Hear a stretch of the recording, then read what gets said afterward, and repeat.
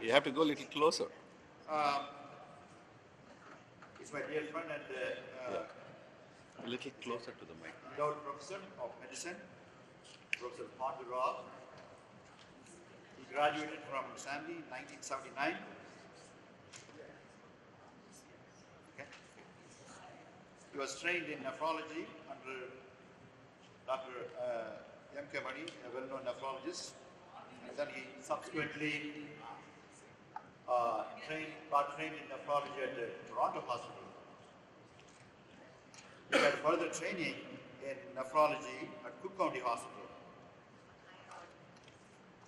Currently, he is endowed professor Richard D. Swartz, Collegiate Professor of Nephrology at the University of Michigan. He is also the program director for the Nephrology Fellowship Program. He holds grants, several grants from NIH. He has over 100 publications, journal publications.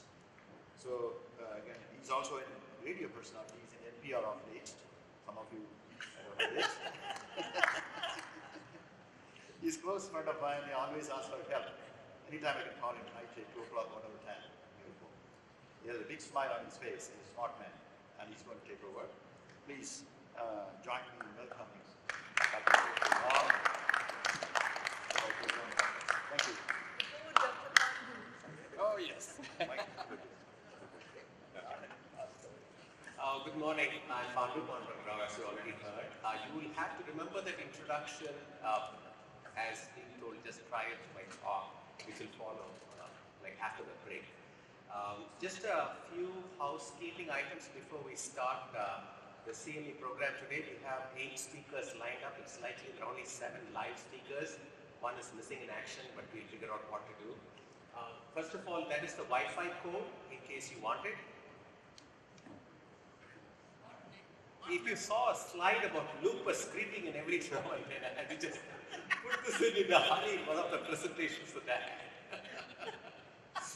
So please ignore that. So this is the Wi-Fi code. The second, few other housekeeping items is please silence your phones, especially when the speakers are talking.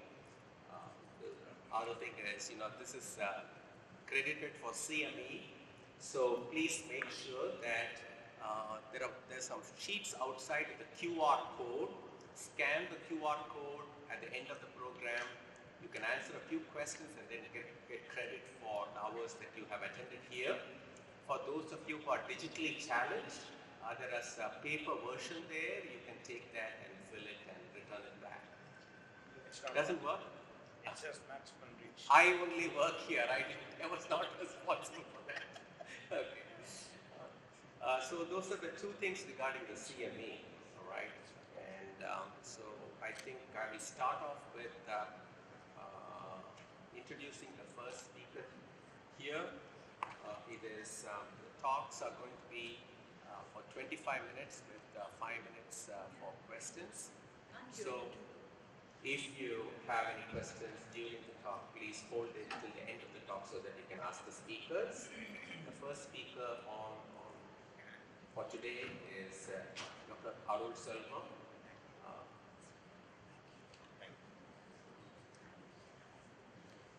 So just to give you doesn't work.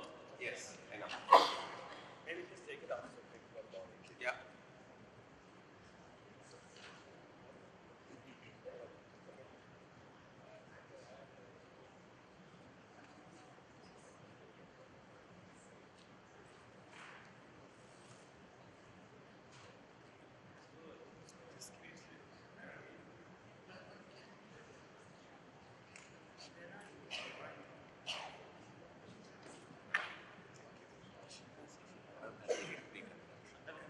So a brief background for Arul Selvam.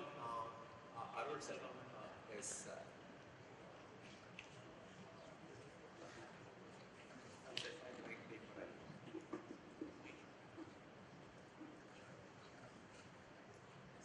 he's an intervention radiologist. He currently works at the VA hospital here attached to the University of Here, please. Even here.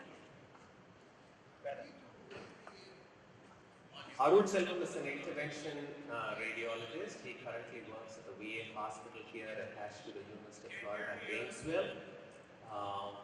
Obviously, he's a Stanley alumni, and after his MBBS, he did his MS in Madras and then went on to the United Kingdom, completed his FRCS, and then came across the pond and trained here in the US in intervention radiology after a stint in internal medicine. So he's kind of a complete doctor. And now he does a lot of intervention work at his center at the VA. Today he is going to talk about a day in the life of an intervention nephrologist, and he's going to show a few cases. At the beginning of the talk, he was threatening to show us about 350 slides. I don't think that's going to be feasible, so I will kind of signal to you at 25 minutes so that you can speed up and complete the show. Thanks. Thank you. Good morning. This is some of my mentors and our staff You have to go close. at the University of Florida and in Gainesville.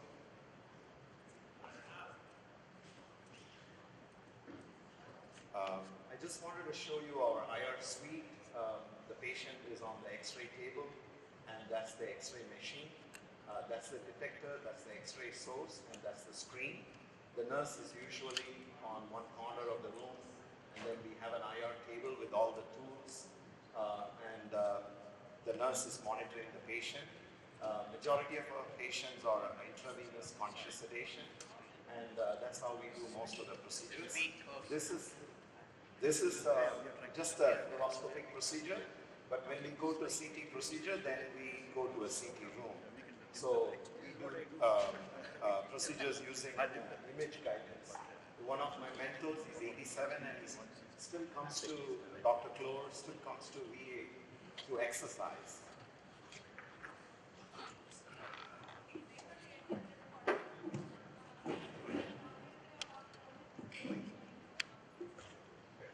So this is our staff. We have the radiology technologists, our VA, resident radiology, resident secretaries, nurse, and some of the additional staff. Some of my staff I work with. And generally speaking, when we get an interventional radiology consult, comes from different specialties, and we have to review the imaging. And imaging can be ultrasound, CAT scan. We are also radiologists, so we have to do the radiology residency and then complete the interventional radiology fellowship, which is a total of 5 years and 3 exams. So sometimes most of our procedures are done with ultrasound, fluoroscopy, CT. Very rarely we do them with MRI. We have to review the indication. Is it appropriate to do? Is it safe to do? What are the other alternatives? We also have to get an informed consent explaining to the patient the risks. Fortunately, our procedures, I would say, has less than between 2 to 5% risk of serious complications. The basis of interventional radiology is modified Seldinger technique, where using ultrasound or X-ray guidance or CT, we take a needle, usually a 21 gauge needle or an 18 gauge needle. We advance it to the target, whether it's a vein, it's an artery, it's a liver, it's a kidney, whichever, or a gallbladder, whichever the organ, you take a needle into that organ, and then say if it's a vessel, say I'm going to access a femoral vein, we take a needle into the vein with local anesthesia using ultrasound guidance, and once I see the contents of that, whether it's blood or if I'm in the kidney, it will be urine or pus. If it's a gallbladder, it will be bile or pus. So once I see that, or I can aspirate, then we put a small wire through it, and we confirm the wire is in the appropriate place with an X-ray or ultrasound or CT. And once we confirm the wire placement, we leave the wire, take out the needle, and now we go with a small catheter, and once the catheter enters, we take out the wire. So the catheter is in the target tissue or in the structure that we are going to access. Now we can inject contrast or verify, and then we stick a bigger wire, and then we can place a drain or whatever intervention has to be done.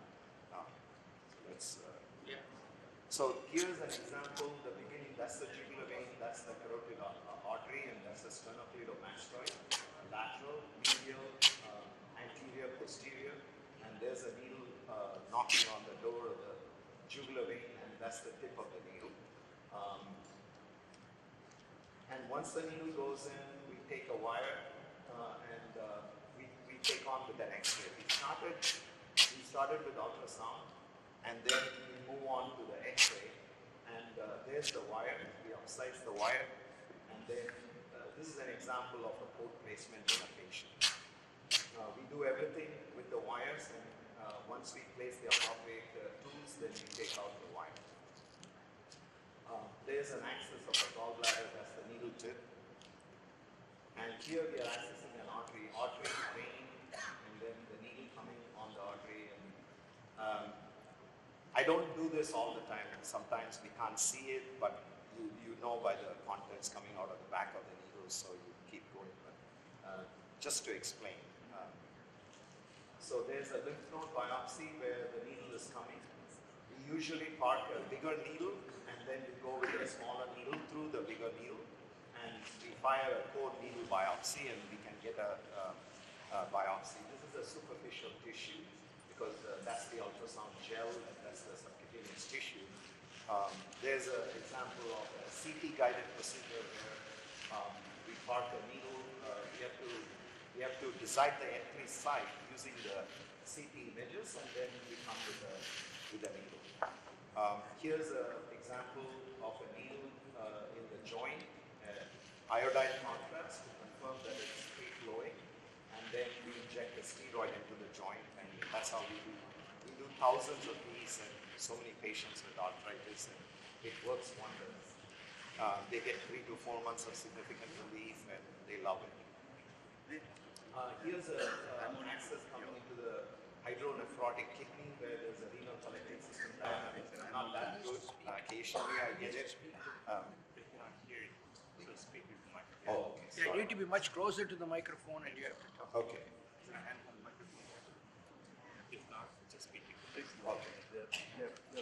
So now, can you hear me?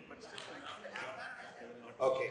So in that image, where we saw the needle getting into the collecting system, the next step, we inject contrast through the needle, confirm that we are in the collecting system, we are not outside the collecting system, and then we stick the wire.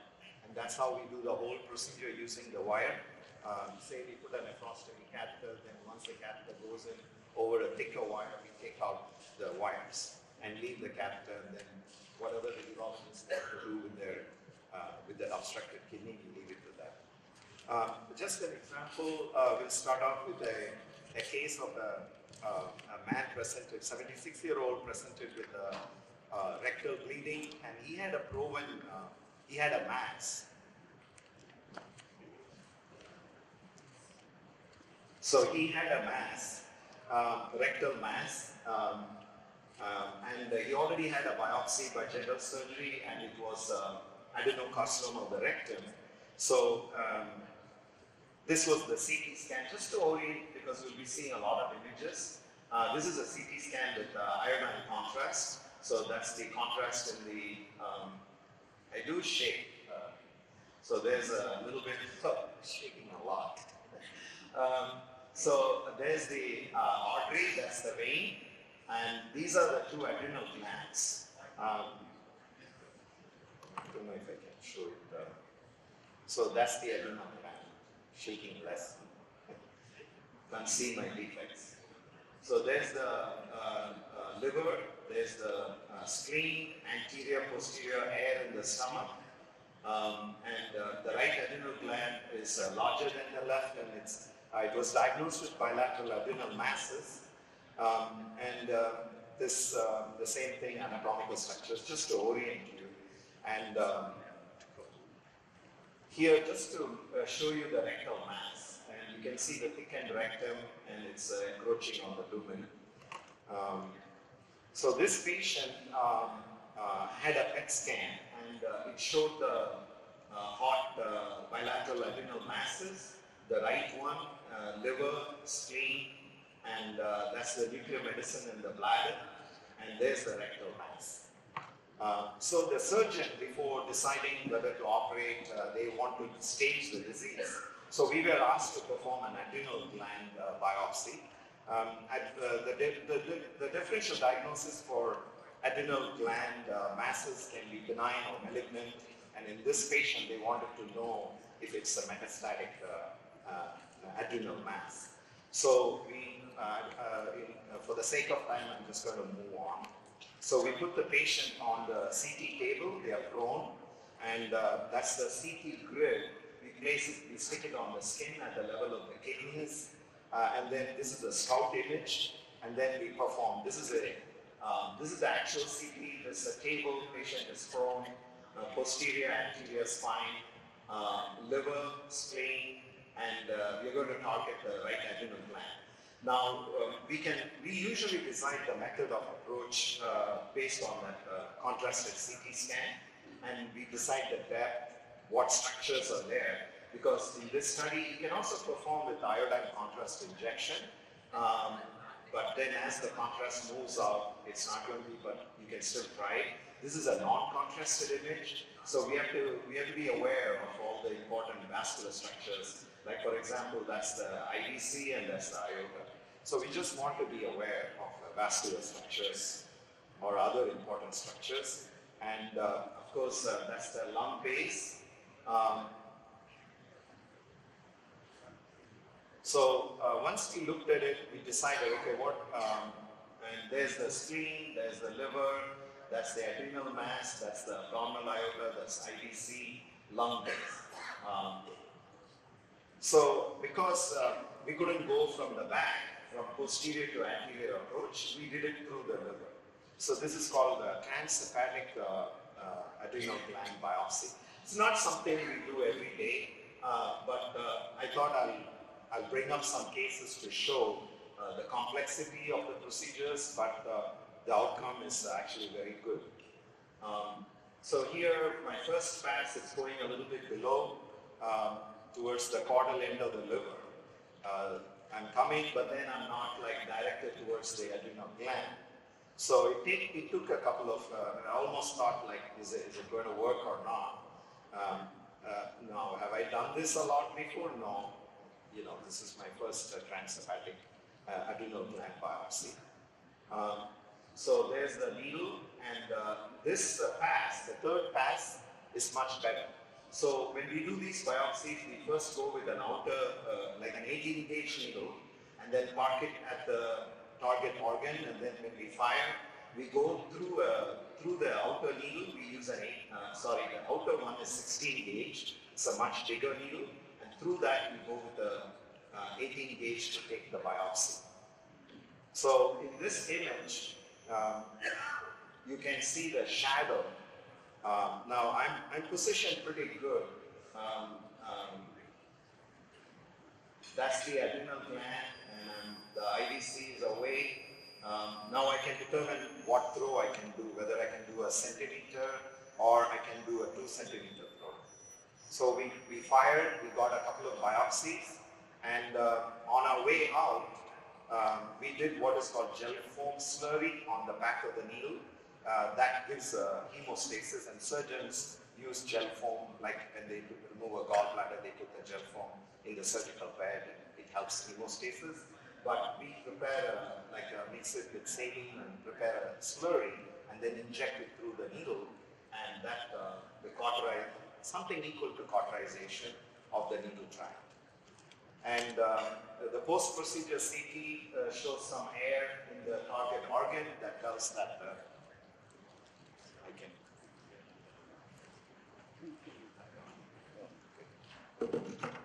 So the post-procedure, can you hear me? You started. So the post-procedure CT, actually, there was no hematoma in the liver, there is no massive hematoma in the target adrenal gland, there is no pneumothorax. That's what, we avoided the lung and minimized the complications. The pathology did come as a colorectal metastasis, and therefore the management was a little bit different. They had to give a systemic chemotherapy and then go on with the, this is in Gainesville, setting sun, and that's one of our Florida beaches. Excuse me. So this is a case of 81-year-old coming with back pain. I'm just showing this as a radiologist, the power of a non-contrast CT. They just gave oral contrast, it's very fast, not the best, but sometimes it's amazing what information you can gather. Of course, in England, I was trained with, if this patient came in, I'm talking 1980s, late 1980s, 1990s, we did not even have a CAT scan. We diagnosed all this with clinical, but it's nice to have these tools, you can be 100% precise. We diagnosed this condition based on clinical exam. And the significant finding is he's got a big aneurysm of the infrarenal abdominal aortic aneurysm, and it is starting to bleed. The patient is still alive. There is a hematoma compared to the right. You can see and if you carefully look, the density of the fluid, the content is higher compared to the density of the liver. So, which to us, it means blood products. It's complex fluid, and you can even see a stone in the gallbladder. And the patient bled, and if you don't do anything, this patient is going to cold and die. So, this shows fluid, and he was a man. A woman can have a little bit of free fluid, which is physiological, but in a man, that's not normal, and that's a high density fluid. That's blood until proven otherwise, and the patient, went for intervention. I think they did an open aortic aneurysm repair. I just wanted to show you that, just to highlight the importance of CT, but don't abuse it. I see way too many CTs ordered, but you have to be cognizant of that. Just wanted to show you an animal just hiding nicely. I took it in our backyard in Florida. And this, still have time? Yeah, you're good. Okay.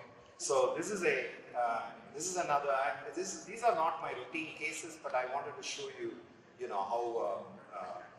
how good the interventional radiology is, the image-guided procedures. Go tell your kids to take up the specialty. It's actually very good. Pays very well. This man was transferred from an outside facility for a pneumococcal sepsis, and we were consulted for this. So if you look at this contrasted CT, we are looking at fluid in the left lung base, that's air, that's the atelectatic lung, compressed lung, compressive atelectasis, and that fluid.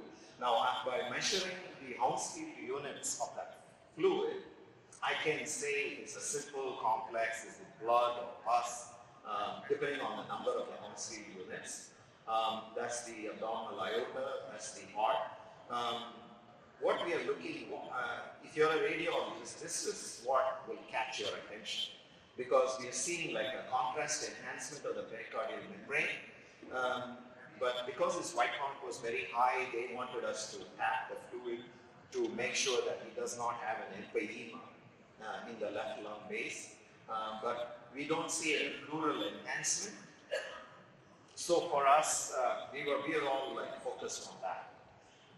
So we did end up doing the left image-guided pleural tapping. We sent the fluid for analysis, and it came back as a simple pleural, parapneumonic, because he had a pneumococcal pneumonia.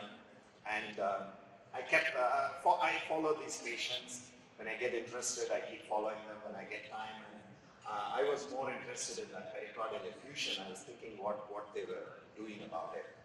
And they did, because the radiologist mentioned, the cardiology got involved, and they did do an echocardiogram.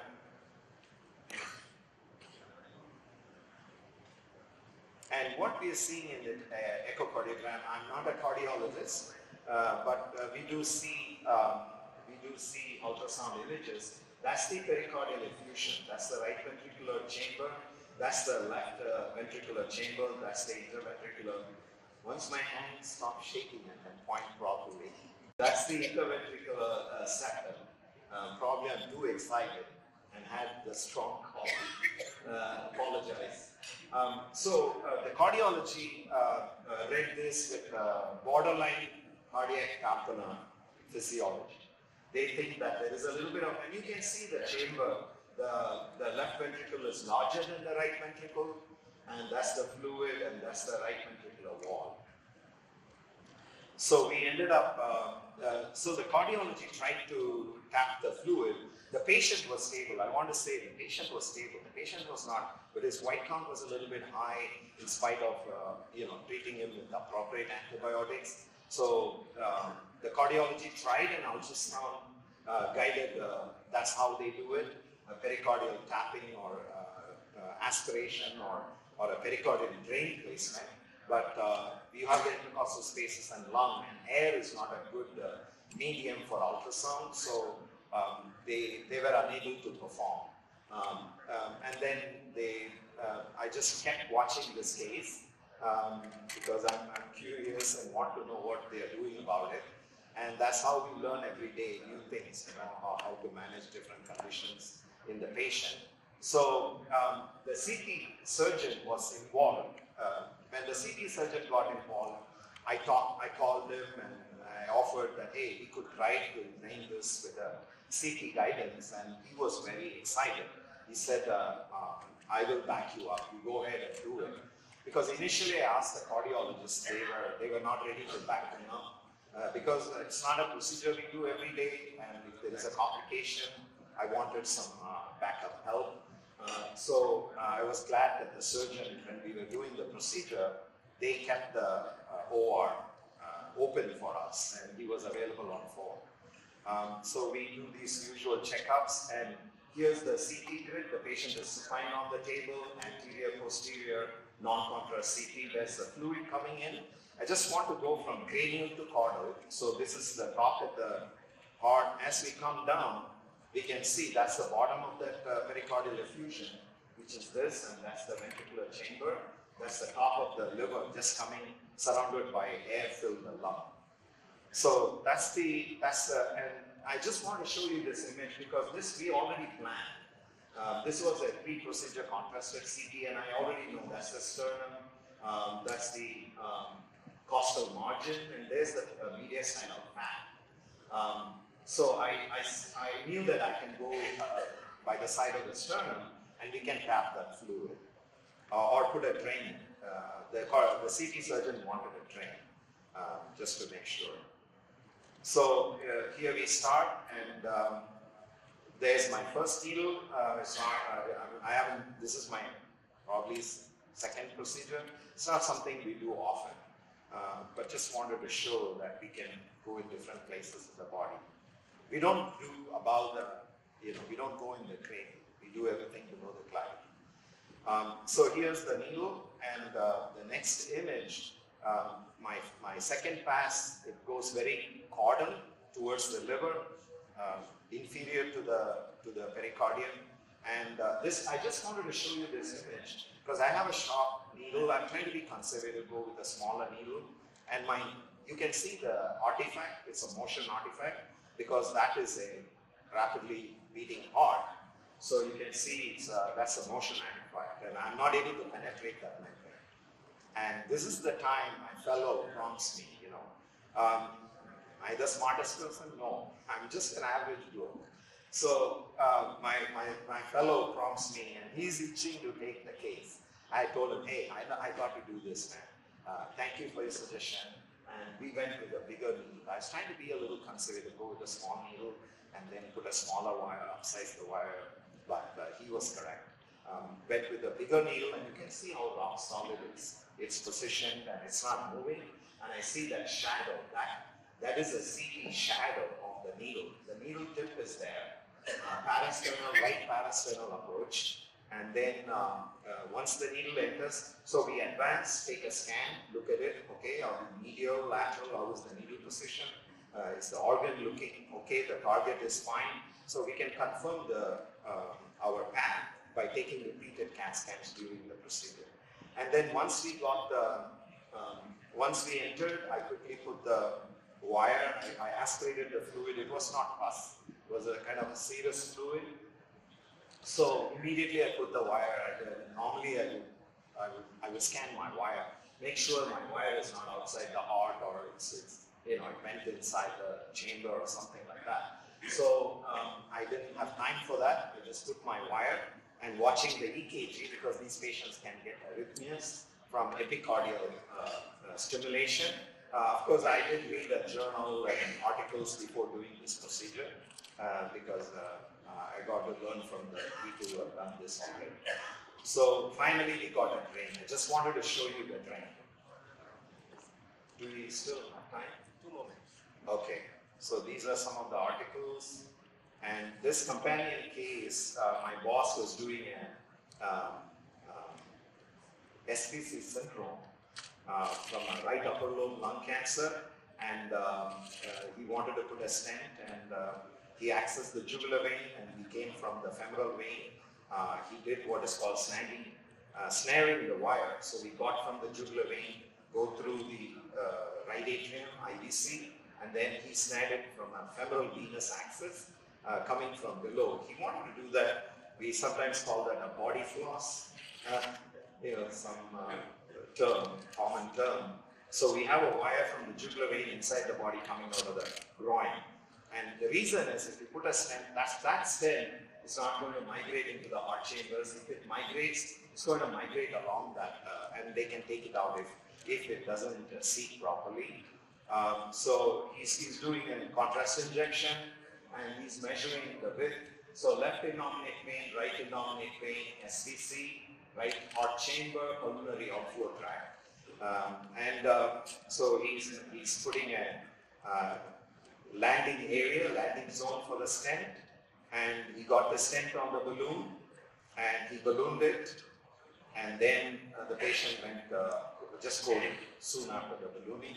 There was no pulse, and anesthesia was screaming, and my boss and I started doing CPR and on the table, and he's running around crazy, yelling and getting an ultrasound. And he had heard about this complication earlier from his colleague who lost the patient.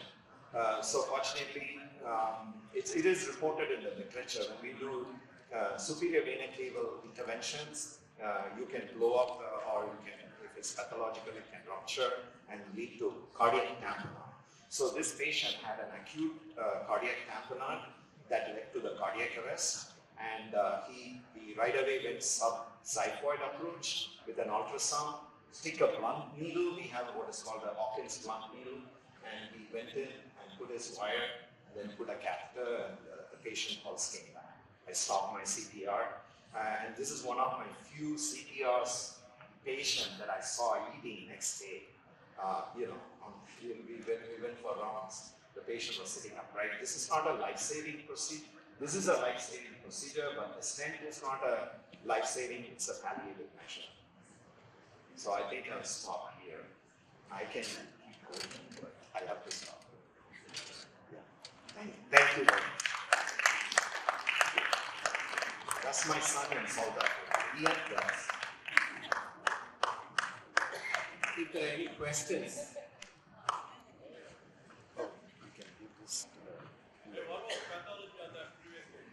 Which one? Did you do any food analysis pathology? Oh, yeah, it was. It came out just like a parapneumonic. It was an exudate, but sorry, it was an exudate.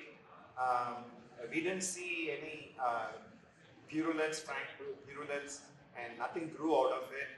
The cardiac surgeon was planning like a pericardial mini thoracotomy in a pericardial window, but he said, please go ahead and do it, because the cost is about $800 for us, and the cardiology doing the pericardial drain versus the surgeon going to OR anesthesia, it's like $8,000 cost.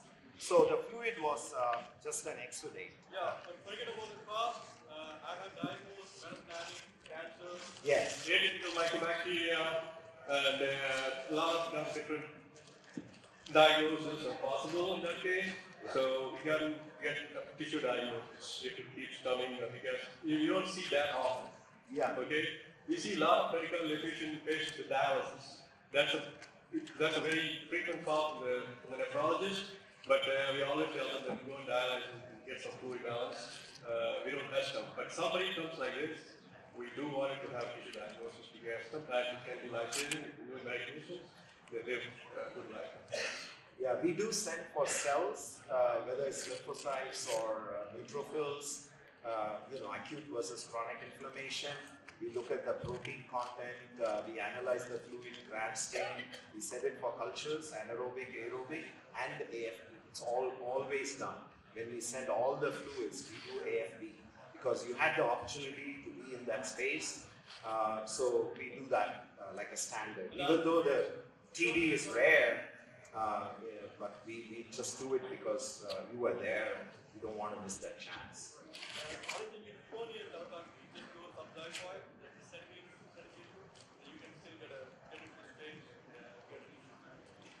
See, you saw my hand shaking, right?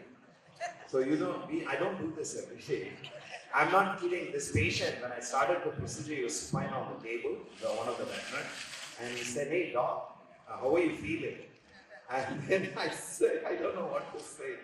Of course, I was very anxious, but we got to do it, but it went fine. Thank you very much. That was great, and welcome again.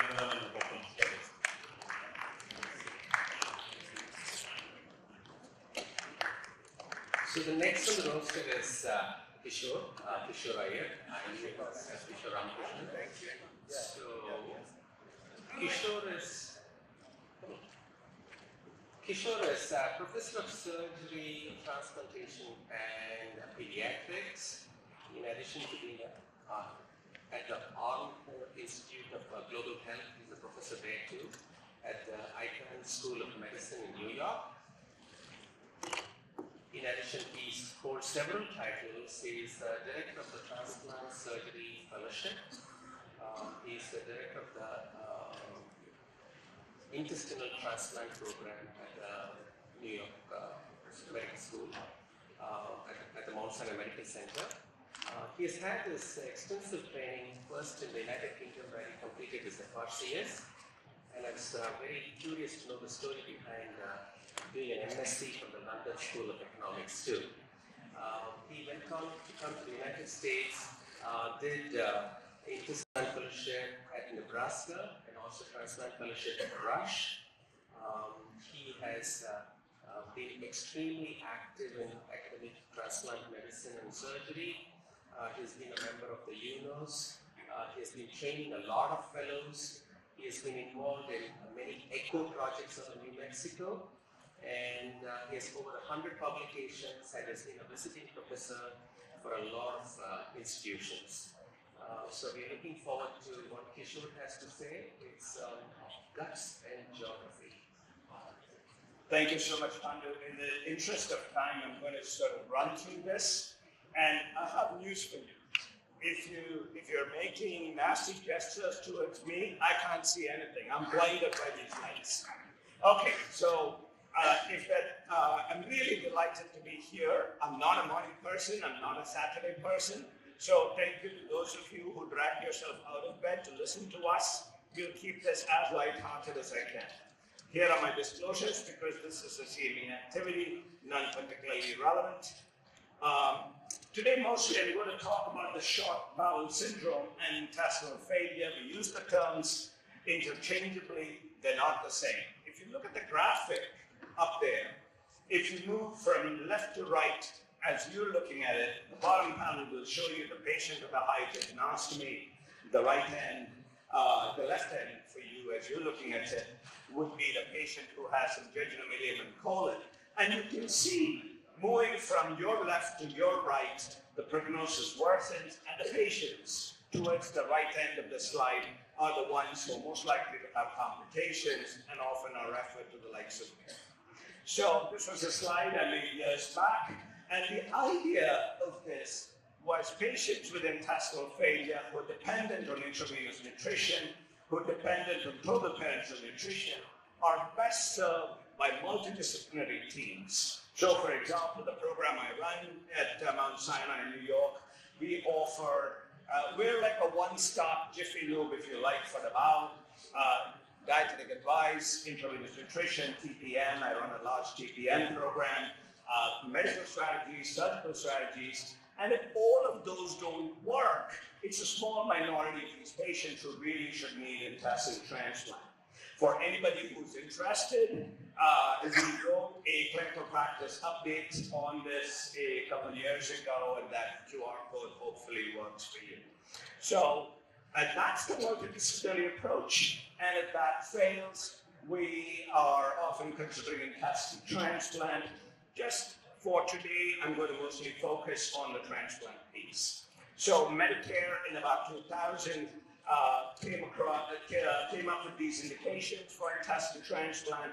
They suggested a patient with irreversible intestinal failure, which for practical purposes is irreversible IV nutrition dependency, is a candidate, but not simply that. They should also have evidence of TPN failure. TPN failure being complications related to total parenteral nutrition, mostly in the form of loss of venous access. Arul showed you body flossing. We're very, very familiar with that. My program, my center, has one of the largest experiences in the world. We're now up to over 100 SVC canalization for patients with loss of venous access. So that's really the value of a multidisciplinary team is what's quite evident from Arul's presentation, and we depend on them quite heavily.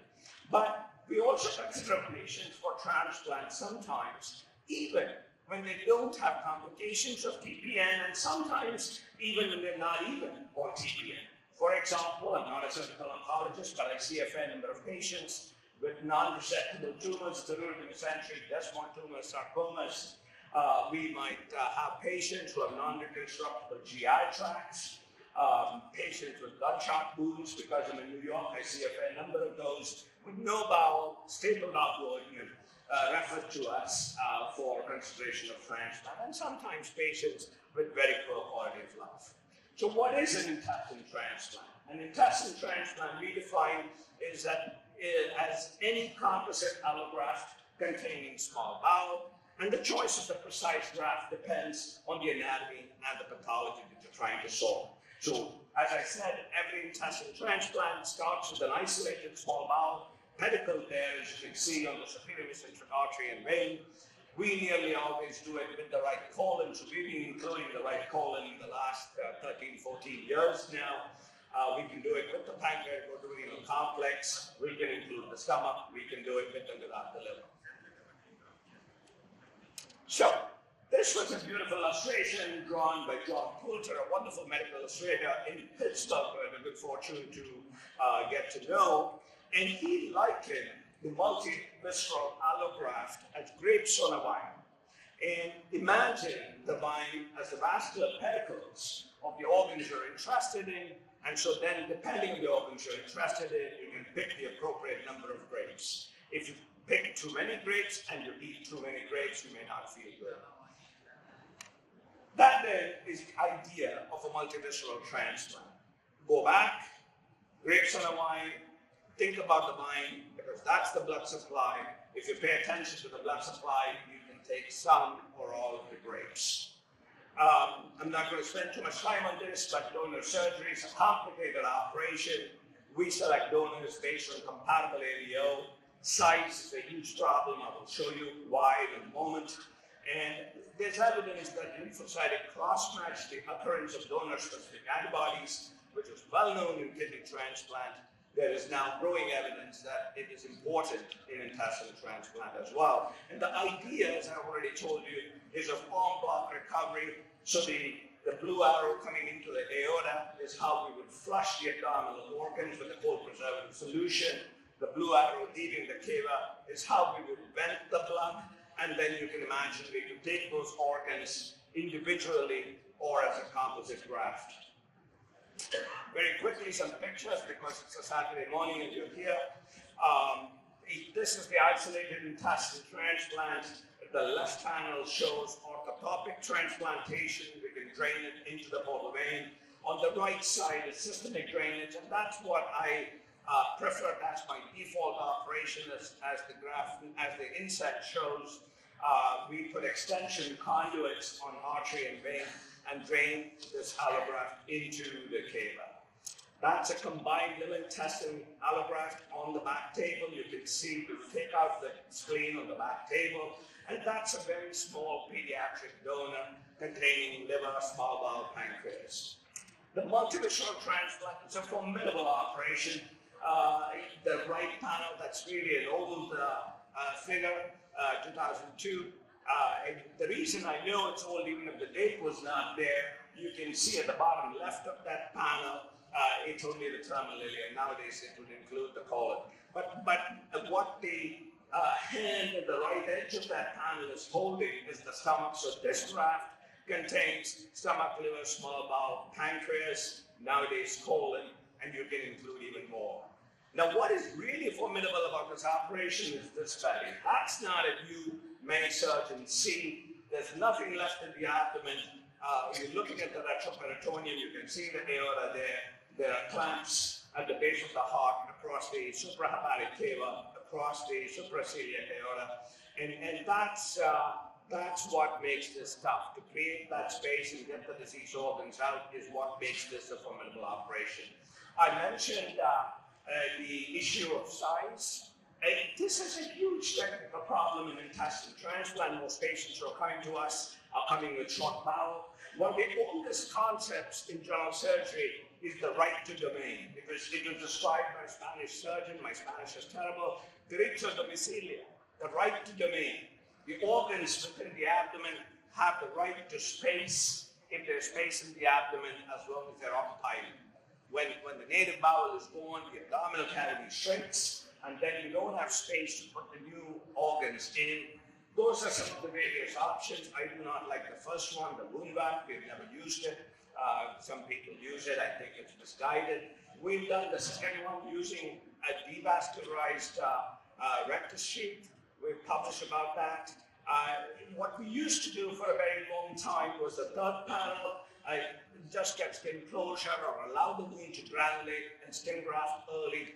We and others, especially Miami, not far from here, has published about abdominal wall transplant. You can imagine that adds a new level of complexity to an already fragile patient, and we've really moved away from it. Some years back, we had an aha moment, and we said, wait a second, we have a problem with no space in the abdomen. We keep trying to look for ways to make the abdomen bigger. Why not try and make the content smaller?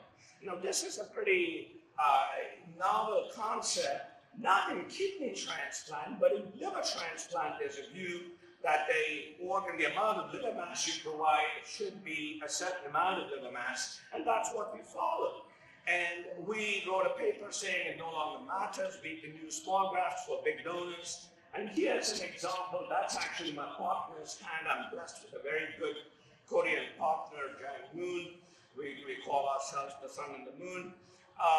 And this is a good example where we're using an unfortunate 2-year-old donor, 15 kilos. You can see the bowel allograft in the middle. The only problem that this really causes is you're dealing with very small blood vessels, but we would now routinely use very small donors for larger patients. This was a challenging case. I want to just illustrate a couple of principles for you. This was a 29-year-old male sent to us with ulcerative colitis, he had Gardner syndrome, familial adenomatous polyposis. He was referred to us with initial BMI in the mid-13s. While we were evaluating him for transplant, hopefully I can make this work, he actually developed hemorrhagic shock, and we found the reason why, if I can. So you can see the video, and what is coming into view is a very large tumor. I can't quite find my pointer, but you can see a very large tumor. You don't need a pointer, you actually don't need a surgeon. You could call the janitor and he'll tell you there's a large tumor there. But the more formidable tumor was what you see close to the spleen. There was a 10, 12 centimeter tumor in the body of the pancreas eroding into the splenic hilum and causing hemorrhagic shock. That was then emergently embolized by interventional radiology. We were really not sure we could successfully transplant this patient, but we obviously did. We listed him for a combined intestine pancreas. We excised the massive, when we had a donor, we excised the massive 30 by 20 centimeter abdominal tumor. This required a complete enterectomy, a complete subtotal colectomy. We then excised the necrotic desmoid tumor in the hilum of the spleen. I had to do a total gastrectomy for that, a splenectomy, total pancreatectomy, duodenectomy. You can imagine this was pretty formidable. About 15 hours, I was exhausted. All looks great, I'm coming. I said, yeah, take your time. I'm going to my office to sleep. So I closed the skin, sent the patient back to the ICU so I could get an hour's sleep, and then we came back to the OR to do the transplant.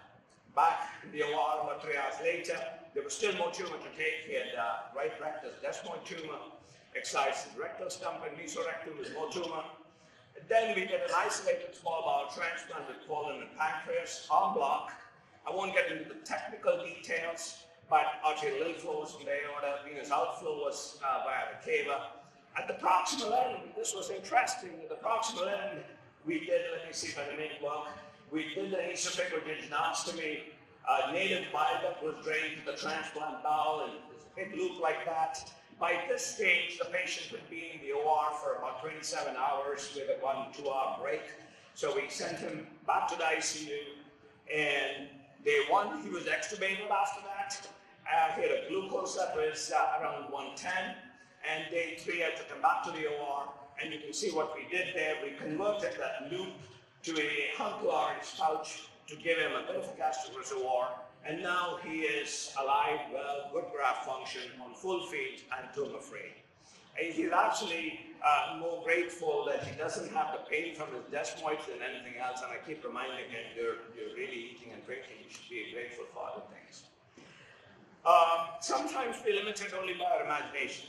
This was a 15-month-old with short bowel, gingival atresia, midgut volvulus, advanced intestinal failure associated with liver disease, stage 3 CKD, and he really looked very, very unwell when he was transferred to our care. And we evaluated him, and we thought we had one chance at this. Those were labs on the day he was referred. Bilirubin was elevated, 21.5. Transaminases were elevated. He had evidence of portal hypertension. And the transplant we did for him was a really unusual transplant. There are less than a handful of these around the world. That allograft there contains stomach, liver, small bowel, pancreas, colon, bilateral kidneys, en bloc, and the lowest part of that figure is really interesting. We included a patch of urinary bladder, and I was able to transplant this en bloc into this 15-month-old child, and wait for it. Yes, he looked fantastic. That was just 10 weeks after transplant on full feeds of his intravenous nutrition. He clearly lacks insight. He trusted me enough to let me hold him. So, nevertheless, that's an example of an extreme intervention for a very sick child who now can hopefully look forward to living a long life. How am I doing for time, Pandu? I'm doing okay. Very quickly, a few things about the CPN surgery. We've talked about preparation, that's the completion and hysterectomy, the hysterectomy, make space for the bowel, get ready for the vascular anastomosis. We've talked about implantation. Now the completion. Historically, when you think of kidney transplant, liver transplant, you can monitor creatinine, you can monitor bilirubin. Unfortunately, for intestine transplant, there's no single laboratory test that allows you to monitor the intestinal allograft. So historically, we've completed the operation with a stoma, and periodically we will do surveillance endoscopy. Most programs are still doing surveillance endoscopy once a week, twice a week even, for the first 6 weeks, once a week for 6 more weeks, once a month for 6 more months, and this was history. And there was a feeding to abdominal wall closure I talked about. And as I said, surveillance is really, really challenging because there's no good way to monitor the allograft. And hence, the traditional protocol was routine surveillance, endoscopy, and biopsy of the intestinal allograft, even in the absence of symptoms. Some years back, we said, wait a second, do we really need this? And we looked at our own data. We looked at over 256 intestinal allograft biopsies, and we wrote what was then quite a landmark paper, that routine surveillance, endoscopy, and biopsy after intestine transplant is really not required. You can monitor these patients very closely, clinically, have a low threshold for endoscopy. And so we stopped doing routine endoscopies when we first proclaimed that. There was shock horror. You guys are cowboys. Yes, of course we are. But nevertheless, that is now starting to become mainstream in some of the bigger programs. But having done that, we then said, wait, we were doing the stoma only in order that we could survey the graft. Do we really need the stoma? Therefore, yes, to just say we no longer need a stoma for an operation sounds like no great shakes. But in the context of an intestinal transplant, you bet everything is an advance. This is a major advance. Now, when we complete an intestinal transplant operation, the patient looks like he or she has just had a big bowel operation, and we wait for bowel function, and then we start to feed.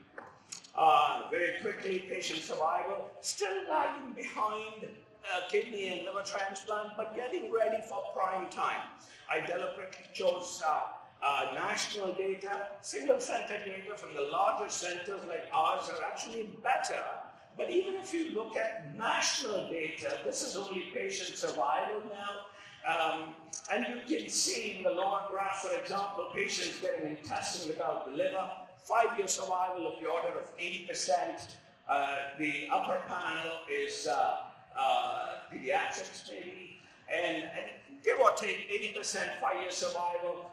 Graft survival, where the bowel also survives, you've not had to take it out and the patient go back on CPN, is about 5% less, but starting to where we're now saying, should we be expanding indications for intestine transplant? Quality of life after intestine transplant is really excellent. I think the only thing they're depressed about is that they periodically have to see the transplant surgeon. Okay, with that, I'm going to switch sets a little bit. How am I doing for time, Pandu? 4 more minutes. I have 4 more minutes. I'm really scared of Pandu, can you tell? He was 1 year junior to me in Stanley. He bullied me then, he's bullying me now. Okay. So then, You won the competition. You won the competition. gosh, okay. Okay, so I want to tell a little story. I really want to switch sets and talk to you about my latest passion and why I went to school. Yes, I went to school and got my master's last year. I graduated last year. Yes. For the young pups among you, not too late to go back to school. For the batch of 1961, maybe it's still not too late to go back to school. I'm kidding. By the way, the batch of 1961, I'm totally now. Today, I really want to meet each one of you and take a selfie. I'm going to do that. Let me tell you the story. This is little Aniston. Aniston came to see me from New Orleans, and you would not have met a more cheerful young boy. You can see there's a little bag, and that's his IV nutrition when he was first enlisted to me. And you can see he's got a central line, he's playing in the soapy water, he's with monitors. He was very, very sick despite the cheerful demeanor. He had a complicated intestinal syndrome, and unfortunately it had been missed locally. He lost his bowel, nearly died, ultimately came to see me with no bowel, and we successfully transplanted him, and look at him. He clearly likes his spaghetti bolognese. He's not so impressed with the school lunch. But think about this for a second. If Aniston had not been born in these United States, and if he had been born, say, in Somalia, and I picked Hargeisa, the capital of Somaliland, for a reason, but it really doesn't matter where that pin drops. I don't know if many of you have seen this. That black line is called the Brandt line. It was a term coined by Willy Brandt, the former Chancellor of Germany. And what Willy Brandt said was, Anywhere below that black line, there is marked health inequity and lack of access to good health care.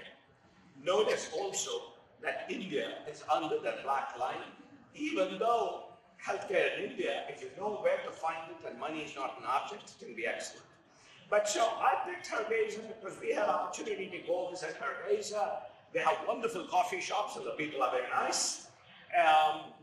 This was a place called Las Gil, one of the oldest examples of cave art, 4000 BC, untouched, unpreserved, a UNESCO heritage site.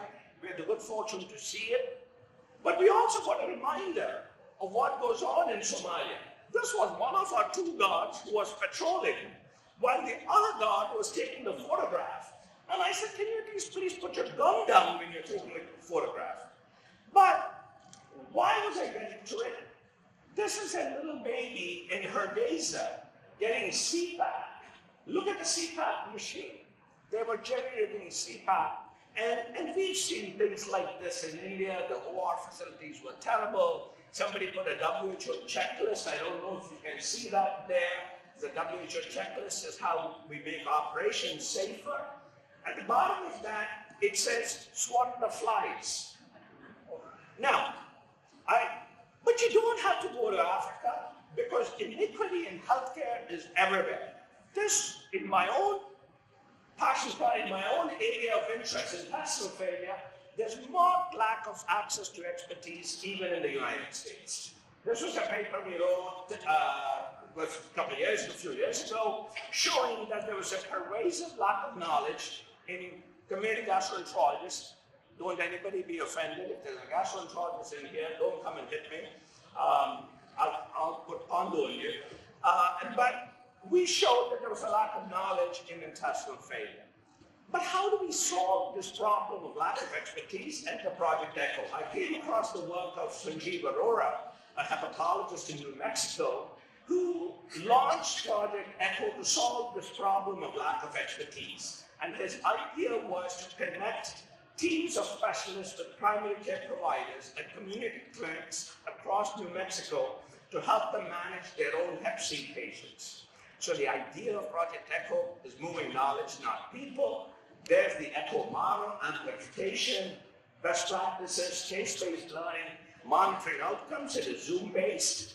Big difference between telemedicine and telementoring. Telementoring is ECHO. Telemedicine, you're still looking after one patient at a time.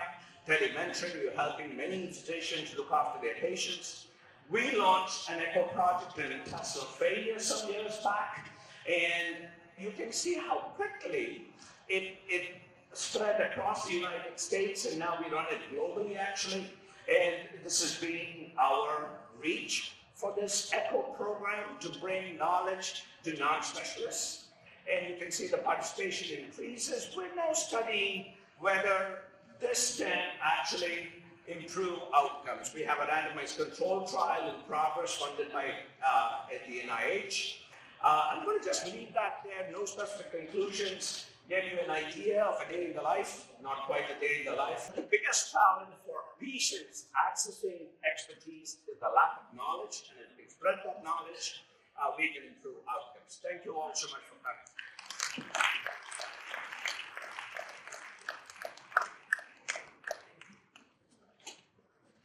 Any questions?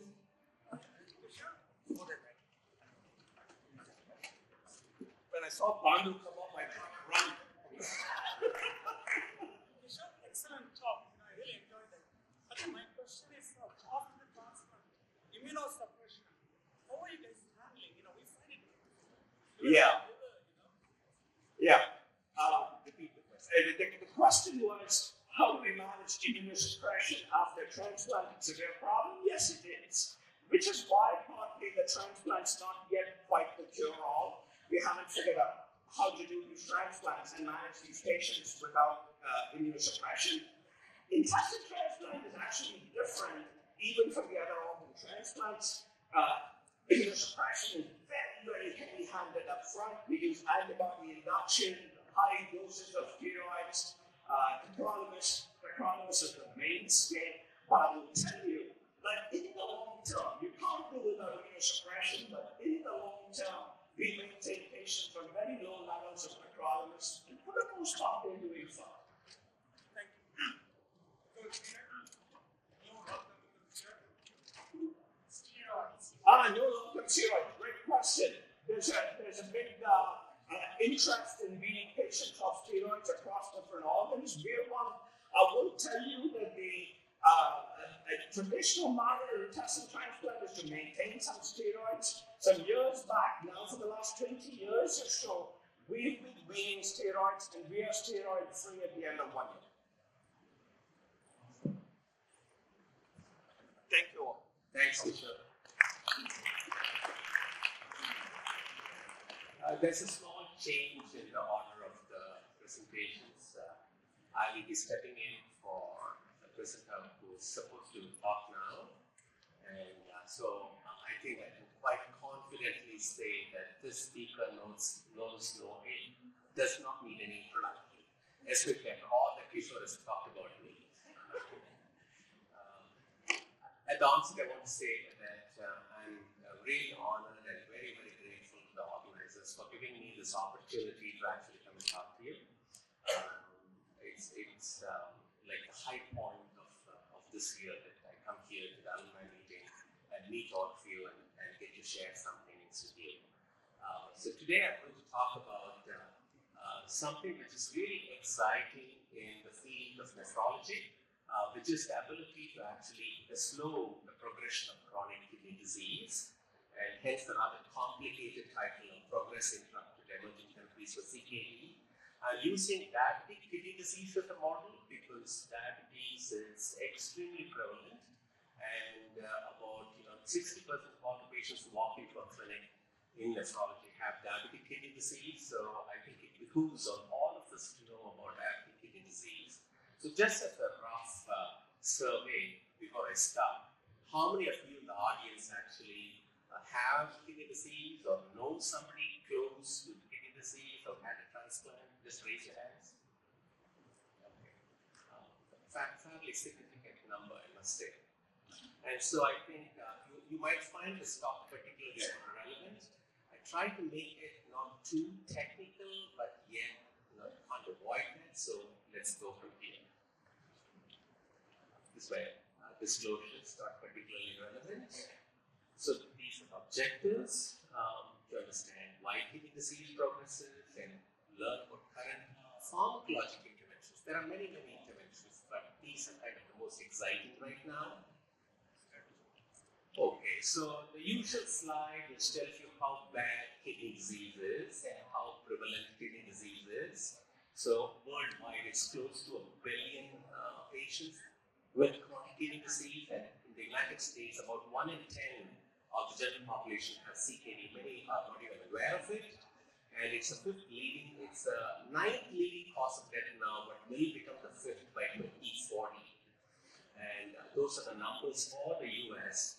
This is from 2017. Updated numbers will come out soon. It's going to be much worse than what you see here. So let's start with the case.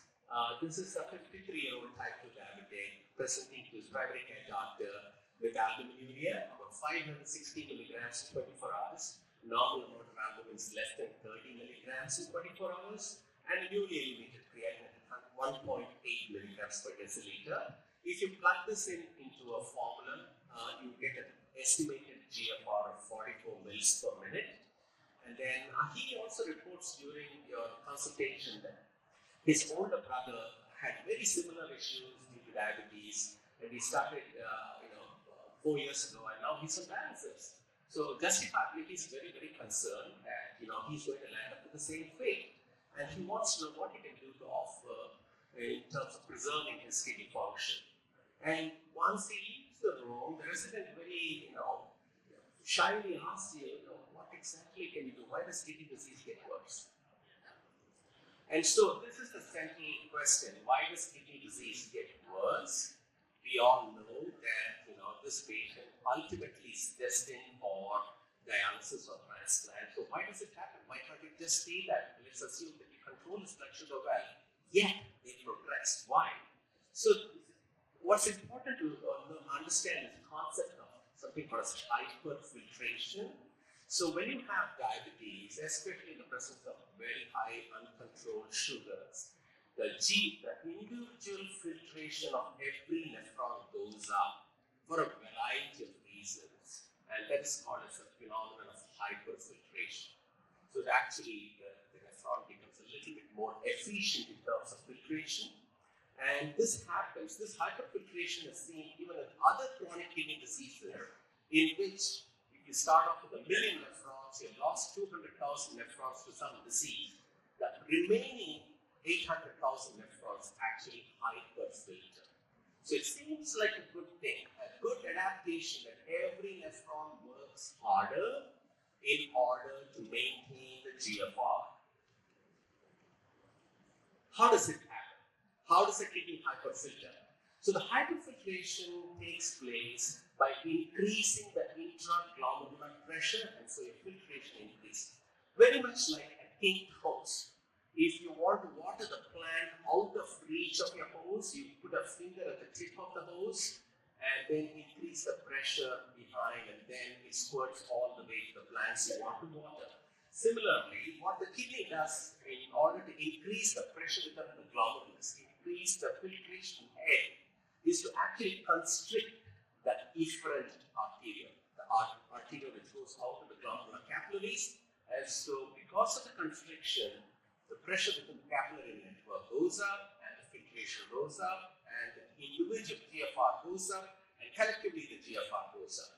So this is how hyperfiltration occurs, by constriction of the efferent arteriole, and this is mediated by angiotensin II.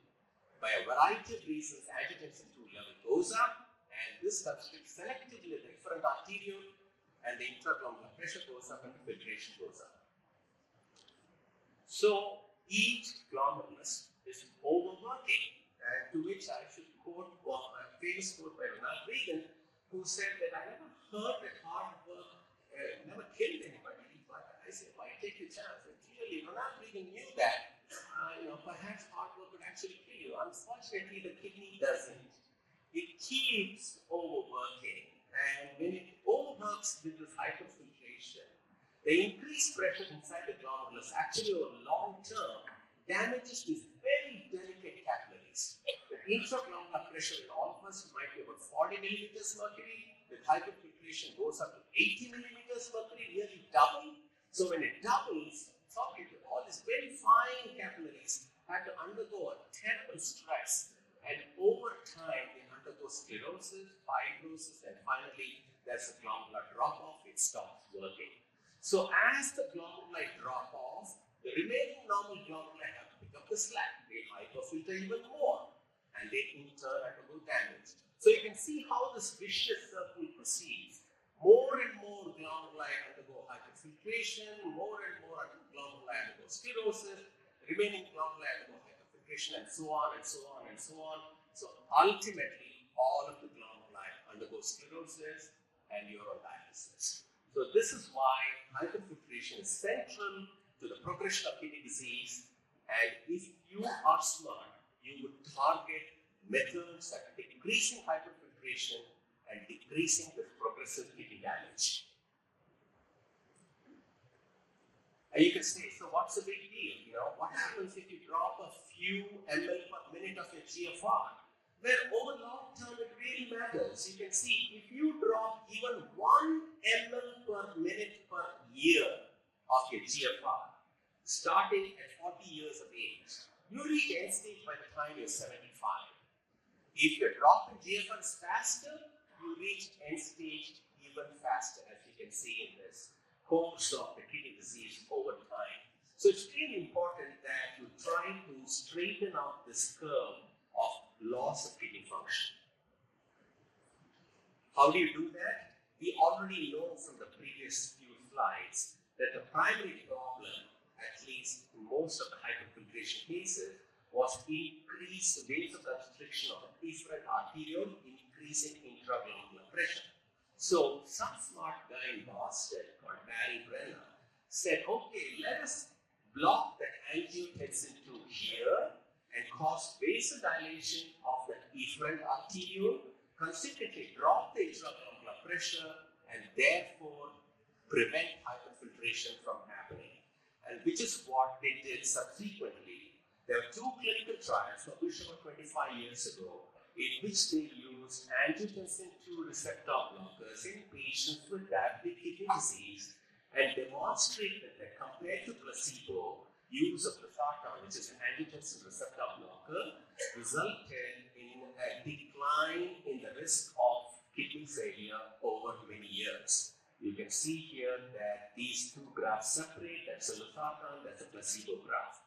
So you found one method of slowing the rate of kidney function deterioration.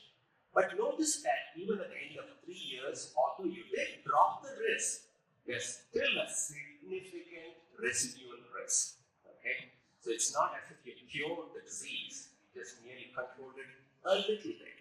But we'll take any win, and this was a win at that time. The problems with using angiotensin receptor blockers are reversible decline in kidney function. So if you reverse hyperfiltration, you're obviously decreasing the pressure within the glomerulus, which means you're obviously decreasing the GFR, which means the creatinine will bump up. If you start off with 1.8, go up to 2.0 when you start on angiotensin receptor blockers. And so technically, it should not matter because over long term, this actually protects the kidney. But a lot of internists, when they see this bump in creatinine, panic and stop the angiotensin receptor blocker, which is not the right thing to do. Just continue with it. The second thing is hyperkalemia, because this is intimately connected to the aldosterone axis. You're blocking the production of aldosterone, and therefore you have a tendency for hyperkalemia, which can be quite severe and persistent in patients despite dietary advice, and then you may have to stop it. Although now we have other methods to deal with it.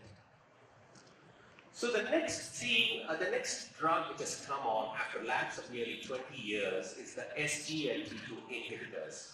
For those of you who don't know what SGLT2 is, sodium glucose cotransporter 2. So that is, it is a transporter in the kidney which is responsible for reabsorbing glucose from the filtrate back into the blood. So it does it along with sodium. So it's a glucose-sodium co-transporter. Now, this is an anti-diabetic drug originally developed for control of diabetes, because the thought was if you block glucose reabsorption in the proximal tubule of the kidney, all the glucose which gets filtered will pee out into the urine, and therefore you can control your blood sugar, which is a very fine idea. The only thing is, there was this very bad experience with most anti-diabetic drugs, especially after pioglitazone. Okay, it's after the rosiglitazone story in 2008. This was an anti-diabetic drug which was hailed as a big advancement in the treatment of diabetes, but after it was licensed and released, 2 years later there was this whole flurry of reports of patients on this drug dying of cardiovascular disease, dying of MI. So the FDA got really alert and said, here afterwards, any anti-diabetic drug which is going to be licensed, you've got to conduct cardiovascular outcome trials on any anti-diabetic drug to make sure that they are safe from the cardiac point of view, not just efficacy from control of sugar. This was a big moment because in 2010, they started trials with this SGLT2 inhibitors for control of sugar, and then they went on to look at what happens to the heart outcomes and to the renal outcomes in these patients, because that's what FDA mandated as a safety. And lo and behold, what they found was patients on SGLT2 inhibitors actually had excellent preservation of kidney function and decreased cardiovascular events. That's a big bonus that you started out with treating diabetes and landed up with a drug which is protective for the kidney and protective for the heart. So it actually went on to show that it decreased albuminuria, slowed the eGFR decline and kidney failure rates, and so this drug demonstrated both cardiovascular benefits and kidney benefits. How does it do that? How does a diabetes drug, which dumps sugar in the urine, protect you? So there were many more trials after this, many landmark trials. These are the trilogy of SGLT2 inhibitors, which has been published over the past 5 to 7 years. Credence, DAPA, and MPA kidney trials, each one with a variety of mix of patients, not just extending to patients with diabetes alone, but to patients even without diabetes and chronic kidney disease. They started using it in order to protect the heart and slowing the rate of decline of kidney function. Very, very fascinating, but how does it work? So for this, I have to ask you to dust your mind of all the physiology lectures that you have listened 30 years ago. And I want to bring you back to the point that the glucose and the sodium predominantly is absorbed in the proximal tubule. And depending upon how much is absorbed, some of it is delivered to the distal tubule here. And depending upon how much of sodium and chloride is delivered to the distal tubule, there is something called as a macular denser mechanism there in the distal convoluted tubule, which tells the afferent arteriole how much it should constrict or how much it should relax. It's called as a tubuloglomerular feedback. All right. So what SGLT2 does is, when it blocks the absorption of glucose and sodium in the proximal tubule, a lot of glucose and sodium gets delivered to the distal convoluted tubule, and the macula densa sees this enormous amount of sodium being delivered to it, and it says, hey, wait a minute, you're filtering too much, shut down your filtration, and it releases adenosine, which goes very close to the afferent arteriole and constricts it. So here you have this mechanism that you use a drug to block glucose and sodium, delivers more sodium to the distal tubule, stimulates the release of adenosine through the macula densa, which acts on the afferent arteriole and constricts the afferent arteriole. Going back to the host hypothesis, when you twist the host, the pressure in the distal part of the host decreases. So when you constrict the afferent arteriole, the pressure within the glomerulus drops. When the pressure inside the glomerulus drops, it reduces hyperfiltration, and the same benefit you see with angiotensin II receptor blockers, you see with SGLT2 inhibitors. And that's how the SGLT2, at least in part, serves to protect the kidney from further damage. But I also told you that it protects the kidney against a bunch of cardiovascular outcomes. So not only does it have an effect on the kidney, the SGLT2 inhibitors have an effect on a whole bunch of other organ systems, including the cardiac myocytes, and somehow changes the energy metabolism of both the proximal tubule as well as in the extra-renal sites, and makes energy consumption much more efficient, and therefore does a whole bunch of things in terms of cardiac remodeling, in terms of decreasing cardiac ischemia, in terms of protecting the blood vessels, and hence has all of these various effects of cardiovascular protection as well as renal protection. So SGLT2 became like the darling of nephrologists in terms of use for slowing of kidney disease progression, both in diabetics as well as in non-diabetics. You may wonder, if you use it in non-diabetics, will hypoglycemia be a problem? Not really. The efficacy of SGLT2 in glucose control decreases with worsening kidney function. So by the time you use it in a patient with kidney disease, if you use a patient SGLT2 inhibitor, the chances of hypoglycemia are pretty non-existent. So it's okay to use it quite safely. These are some of the problems with the use of SGLT2 inhibitors. One is urogenital infections. Don't forget, you're dumping a ton of sugar in the urine. So they have sugar in the urine all the time, which predisposes you to bacterial colonization, fungal colonization in the genitourinary tract. So they get a lot more UTIs, and if they have an abnormal lower urinary tract, I would recommend don't use it because you'll be highly prone for like a complicated UTI. So this is one of the drawbacks of an SGLT2 drug use. The second is, once again, when you decrease hyperfiltration, the creatinine is going to bump up. You use it along with angiotensin II receptor blockers, it's going to bump up even more. So reversible decline in kidney function, but once again, don't panic. This is expected. It's great for the long term. It is like your parents beating you up when you're young, when you do some mischief to tell you, don't worry, you won't grow up to be a good boy because I'm doing this. It's kind of like that. Even though the kidney function declines, you're protected over long term. So then the third player enters the scene. This is the non-steroidal mineralocorticoid antagonist. This is kind of like spironolactone, but not a grandma spironolactone. These are the non-steroidal drugs which have been developed. And why spironolactone for kidney protection? It's because the mineralocorticoid receptors are present in a whole bunch of places other than the distal tubule. They are present in a lot of the interstitial cells in the kidney, and when they're activated by the mineralocorticoids, they actually go on to do mischievous things like fibrosis and inflammation and cause decline in kidney function. So this has always been a target. And so these drugs were engineered, which are not steroidal, like aldosterone antagonist spironolactone, and they have a much different side effect profile. They were used in clinical trials. These are the two clinical trials which were published like 5 years ago. Is the Fidelio and the Figaro trial, and they showed that compared to placebo, there was a decline in rates of end-stage kidney disease as well as decline in cardiovascular outcomes. So this is just to show that there are various receptors apart from the proximal tubule where these drugs act and help to slow the progression. Side effects, because it is an aldosterone blocker, you will expect hyperkalemia. Finally, the last drug that I want to talk about in the next few minutes is the explosive entry of the GLP-1 agonist, which is glucagon-like peptide 1 agonist. For all of you, this is Ozempic. All right, so this is a fancy name for Ozempic.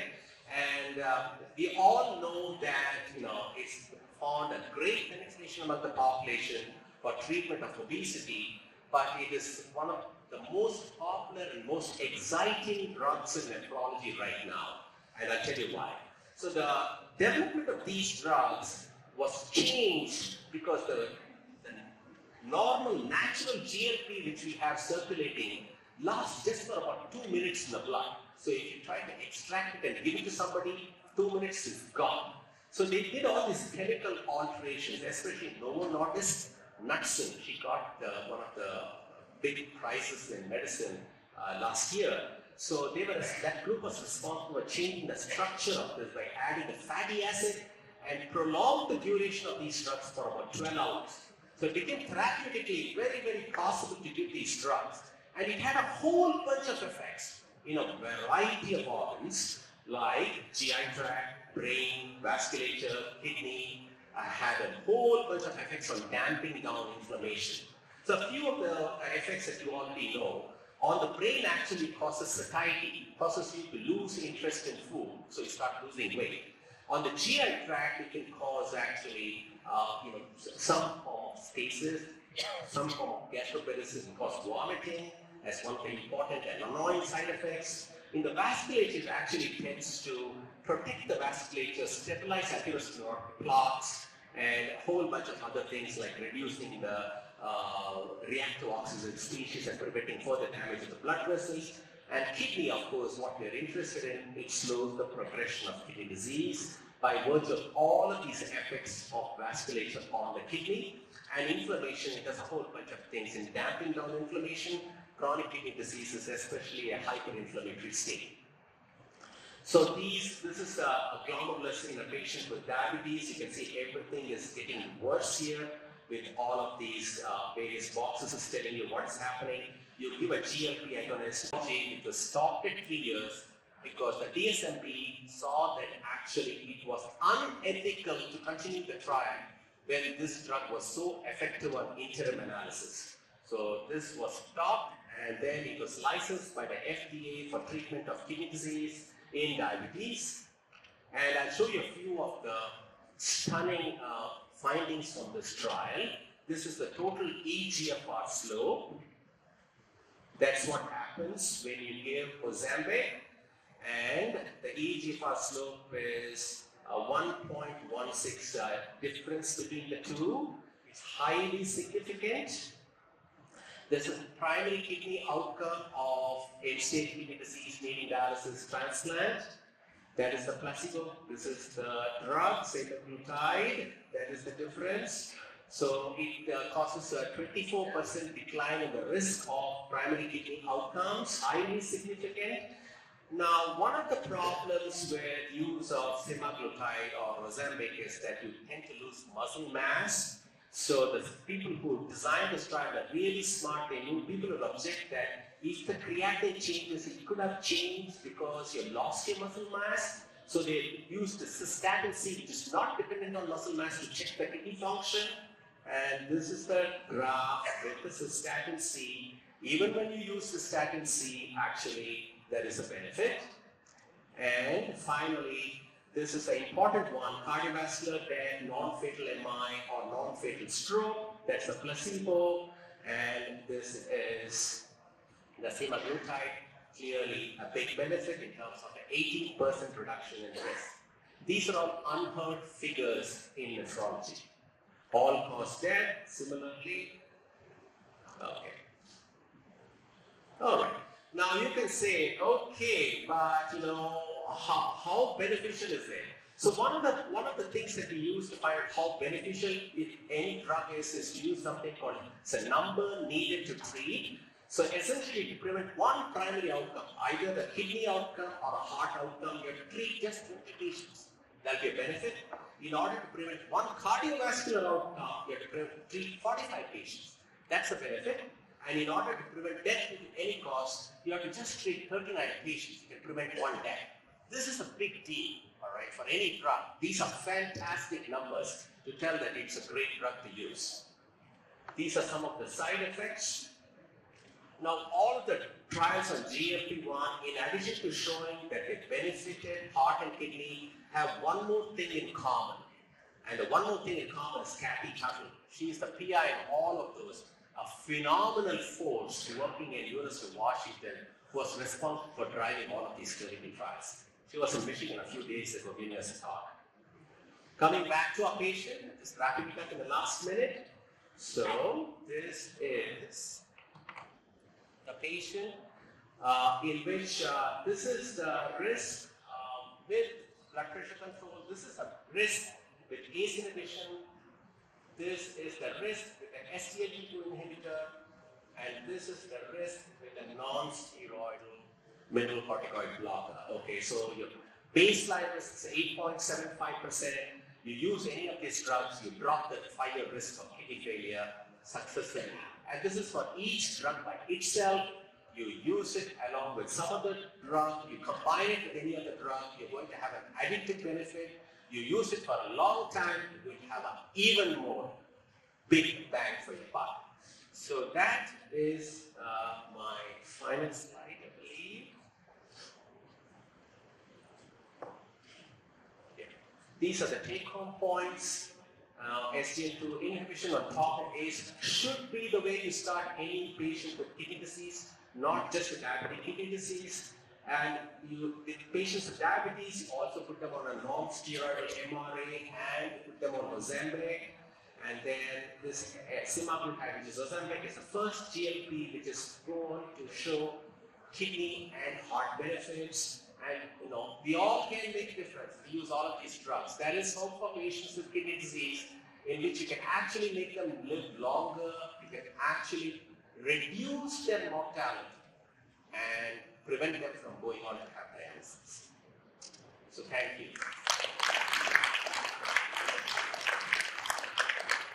Just a small plug. If you found this talk boring, you can actually go to NPR and actually listen to my story on Auth Radio. You might find it a little bit more interesting. Wonderful, excellent talk. Prakash Rao from Boston. What's the sarcopenia due to semaglutide? Is it centrally mediated, and how can you counteract it? That's a fantastic question because it's a big concern, sarcopenia. As Knudsen, who is the chief scientific officer from Novo Nordisk, she came the day before and gave us a talk. She is like a GLP guru, and she mentions that there is no GLP receptor in the muscles. So the sarcopenia you see in patients on semaglutide is not GLP mediated. The sarcopenia is related to the fact there's a disproportionate and a rapid loss of fat, and it is not associated with the corresponding increase in physical activities of the patients. So, therefore, there's a disproportionate loss of muscle because of the loss of body mass associated with the poor physical activity. And it's imperative that when you say up patients on a GLP, you should ask them to do some weight training every day to preserve your muscle mass. So, it's not related to the drug as such, it's related to lifestyle. Yes. Thank you, Dr.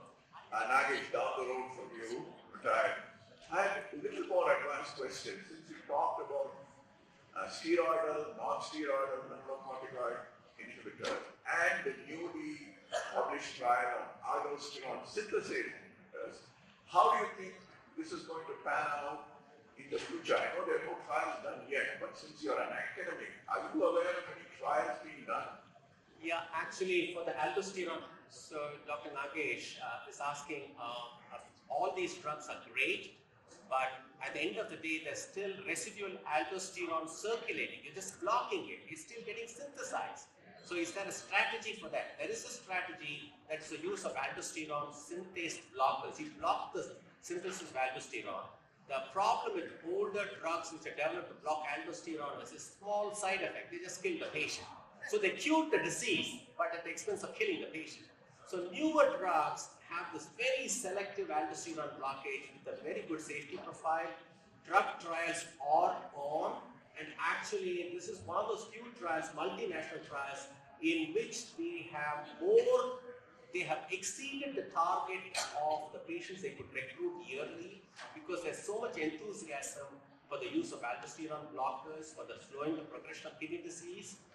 The problem that I see in the use of all of these drugs is they all block aldosterone, and we all love our fruit juices. So at the end of the day, we are all going to be faced with patients with this hyperkalemia running around, and you've got to find ways of actually controlling the hyperkalemia, which you're going to see when you combine all of these medications. There's one more question, perhaps in the interest of time, we're going to stop after taking this question. Excuse me. So, such a fantastic talk. I have a question about Ozempic. I think that there is some potential of this drug to be used because even though the hemoglobin A1C is going on the lower side, patient still wants to take. So, I'm worried about that there are a few percentage of the patients they are coming with a loss of consciousness. So, what is the main mechanism of loss of consciousness? What I felt is there is a significant transient hypoglycemia.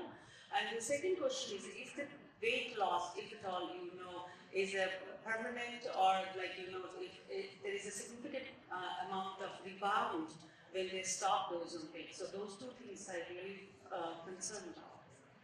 So most of the clinical trials on weight loss have been up to 3 years, and so they have noticed a plateau in the weight loss after like 2 years. It's almost like the receptors have down-regulated and don't work anymore. But the point is, I don't think you should do just the drug alone. When you start patients for weight loss, you've got to do lifestyle alterations too. That's number one. Number two is, with regard to the hypoglycemia, clearly the patient is going to get hypoglycemic with the GLP-1 agonist recurrently. I think first you can try reducing the dose, but I personally think hypoglycemia is much more dangerous and much more like decisive in terms of killing you than anything else. I would stop the drug. I encourage reserving additional questions towards the end, please. The speakers will be available after that.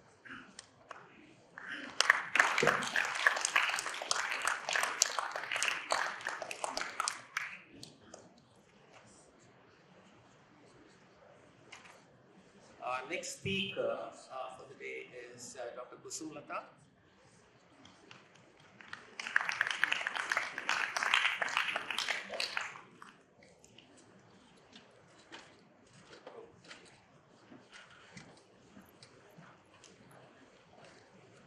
So Dr. Kusumlata is an intervention cardiologist working in California. She has had intervention cardiology training from multiple places. My name is Kusumlata. I'm interventional cardiology. I was trained at Stanley Medical College, 1998 batch. It's very difficult to follow the path of my seniors. They did such a terrific job. I will just try to justify being Stallion. So I don't have any disclosure pertaining to the talk. I was asked to talk about the Masala study, which is very difficult to justify in the next 40 minutes. But I'll try to talk about some of the salient features of the Masala study and how we can incorporate that in our clinical practice and day-to-day care to patients, our family, and ourselves.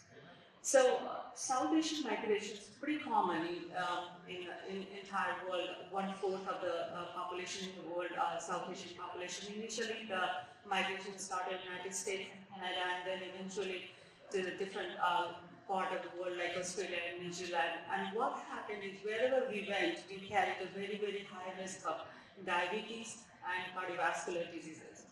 So we wanted to understand what is going on, why we are carrying such a high disease burden.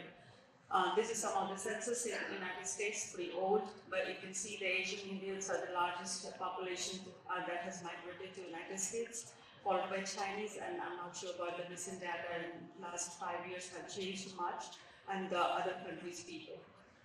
So this is some of the trials in the past that showed the diabetes prevalence. And what is more important here is when we just take the Asian people here, it's just 19%.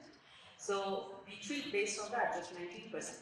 But when you break it down, you can see the heterogeneity, where exactly this is landing and what type of Asian people have the higher risk of diabetes. And why do we talk about that? Because diabetes is considered as equivalent to coronary artery disease, other vascular illness, and it brings multiple other vascular illness and diseases together. So when we just talk about the Asian, we lose the benefit of this high-risk population. Thus, we cannot treat them accordingly, and we are not really pro. So we are missing these things. So that's why this was very, very important that we have to break it down to understand the mechanism of why we have very high risk for cardiovascular disease. So that started the thought about the Masala study, but it took a long time to get approved by the NIH trials and everything, but finally they got it, and that stands for Mediators of Atherosclerosis in South Asian living in America. So why some of the other aspects of Masala study? We have multiple cohort of studies that show the incidence of cardiovascular disease is very high in South Asians, but we did not have any longitudinal studies to support our thought process or showing what we are seeing in day-to-day practice. So the Kaiser is one of the system, and they had some of the data about how this cardiovascular disease is happening more in the South Asian. There were some other cohort of study, but we needed much more longer study so that we can study this high risk group and find whether we have any kind of modifiable risk factors that we modify to treat our patients. So what we can do to prevent our cardiovascular disease in our populations, and that includes Masala.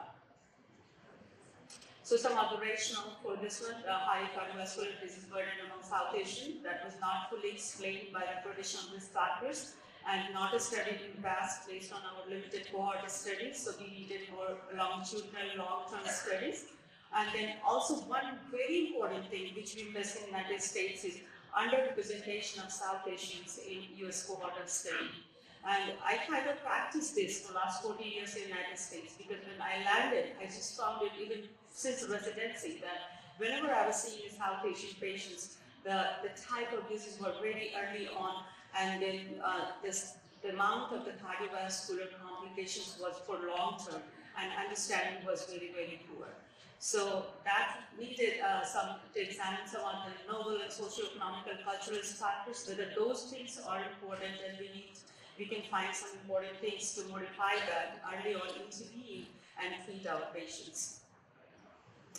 So there was another parallel study that was going on in the United States that started around in the year of 2000, I believe, that called as RESET study.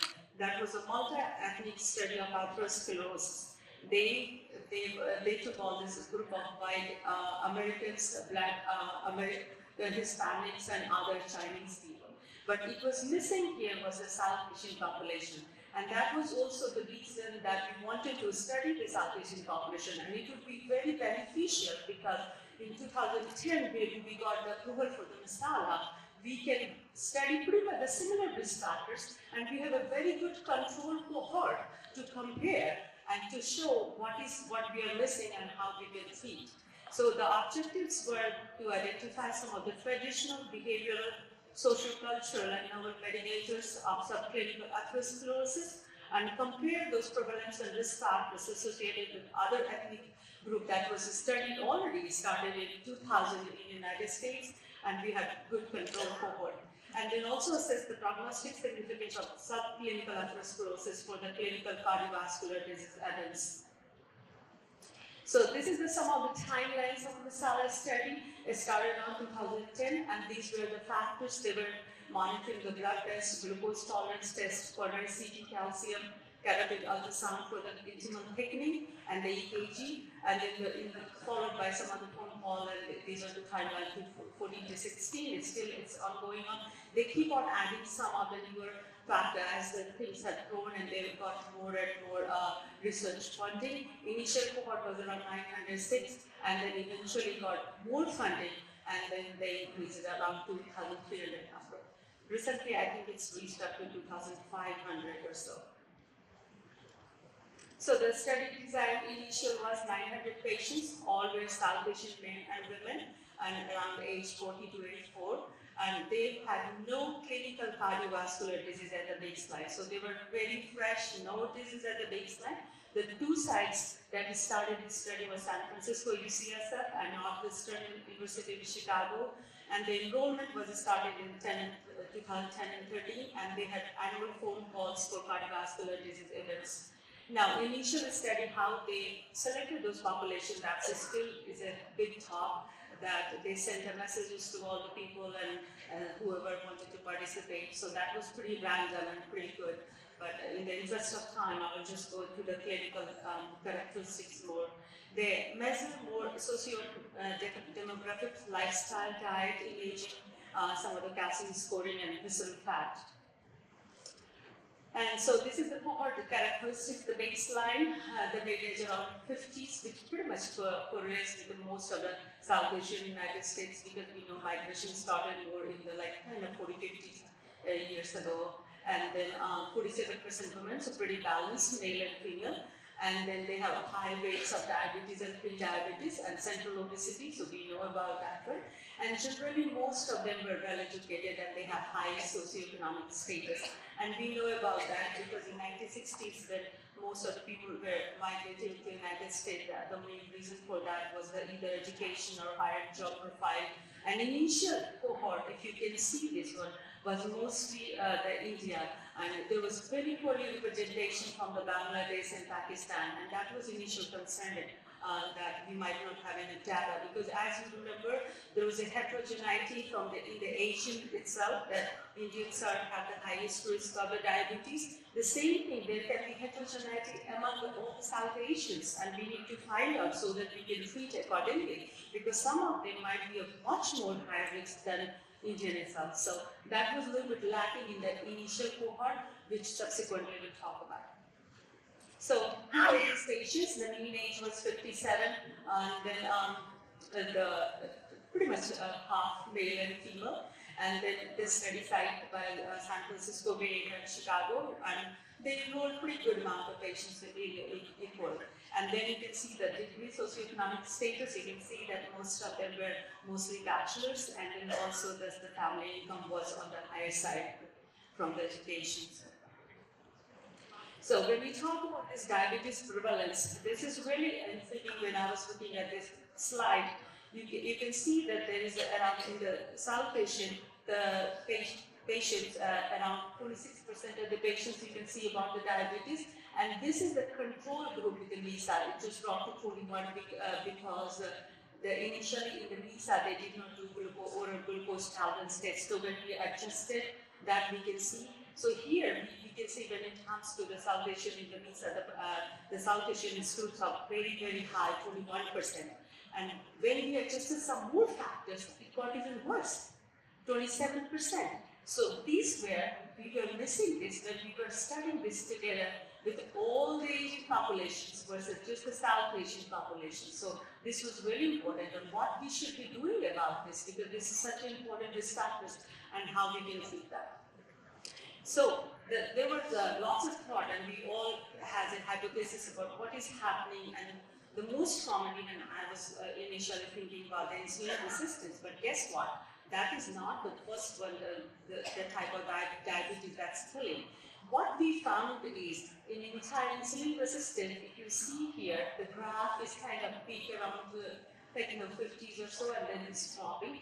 But if you see all over this patient population, the lower beta cell function is dropping.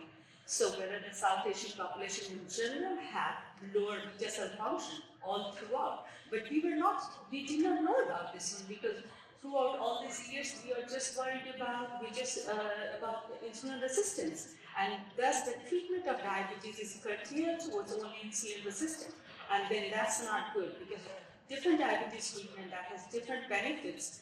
And if we just focus on the treatment of insulin resistant, guess what? This is important population also that we are missing, that we don't know what is the type, if this is from the lower beta cell function, and we are not treating them appropriately. So if you can see the BMI all across the waist circumference, BMI is kind of like, up to 30. Clearly nowadays we see more obese, but we really need to see the very obese patients in the South Asian, and this is on the risk factors, like as the BMI goes up, it goes up. And then the waist circumference all across the group, it will go up in the insulin resistance group. And then if you see the insulin, this is important slide, because if you see in the beta cell dysfunction, the BMI is not high. So a lot of time I have patients in the clinic, and they just say, I'm not fat, so I cannot have diabetes, and if at all I have diabetes, I'm protected because I'm not fat. Guess what? That's not the case, because in this group, the BMI is not that much high. So whether we are missing those patients, because a lot of time we do have some bias about not checking them, or their BMI is low, we don't have to worry about diabetes, but that's not the case here. And the waist circumference is just a stands up all through that. As it increases both the group, the risk goes up. So what they did multiple subtype and multiple studies from Misala. There are, and those were really interesting and important. One of the things they studied is they studied around 1,300 patients with the diabetes, both from the MISA, that was the original multi-ethnic study, not included the South Asian populations, in Misala. And they studied this group, and then they came up with that 5 type of diabetes usually these patients can have. Of course, the most common type of diabetes, the older age onset, but also the cluster of severe hyperglycemia, and that is mostly with the beta cell deficiency, followed by severe obesity, insulin use, and the younger age onset. And this was really, really important because of the prognosis of this diabetes was eventually really, really bad than the rest of the diabetes.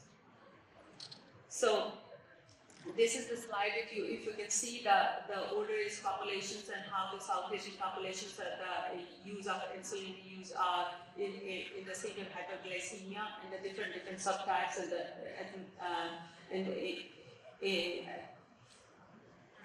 the Chinese group, if you can see that mostly the common type of diabetes is older age.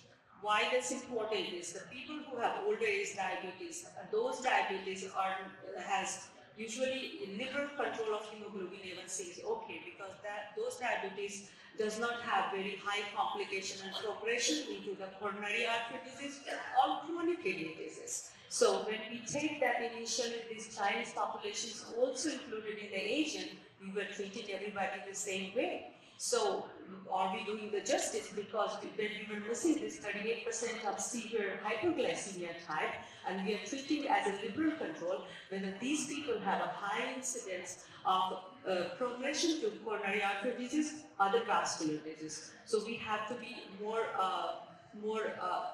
I don't like very aggressive, but we have to be more appropriate in treatment of these patients, and we cannot use the liberal diabetic control, whether if it goes to the Chinese and mostly older age, we can have liberal control, because though diabetes doesn't promise as much to the coronary artery disease or other vascular disease, so that's really important.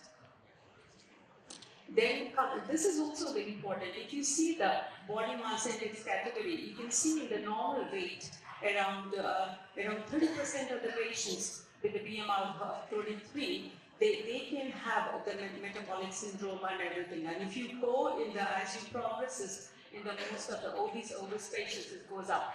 But these were the people we were not screening, because guess what, their BMI less than 23, but still they have a prevalence of some of the metabolic illness up to the 30%.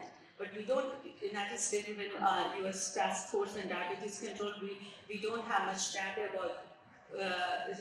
about screening those patients for the diabetes, and we were missing those populations as well. So from the Masana, they are also trying to talk with the guidance people whether we need to be more pro in getting the screening of these patient populations, because even in the normal BMI, we are missing a lot of metabolic syndrome, especially in the aging individuals. And then you can see in the BMI, I don't think that in the Chinese, the BMI, you don't see more than 27.5, so it's not the lower. I just feel like we just don't see enough patients in that group. So this is the metabolic status by BMI and race and ethnicity, and you can see that in the South Asian populations, there is in the normal weight is still, those patients have a lot of metabolic syndrome.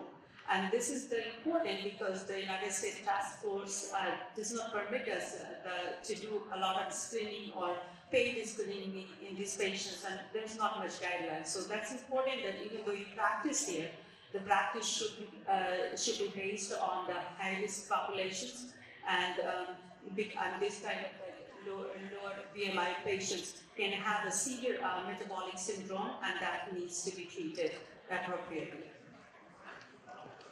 So this is the normal BMI patients, and then you can see the low risk of metabolic risk factors. And as you can see, the South Asian patients, how even at the BMI of 20, the risk of metabolic syndrome is 30%.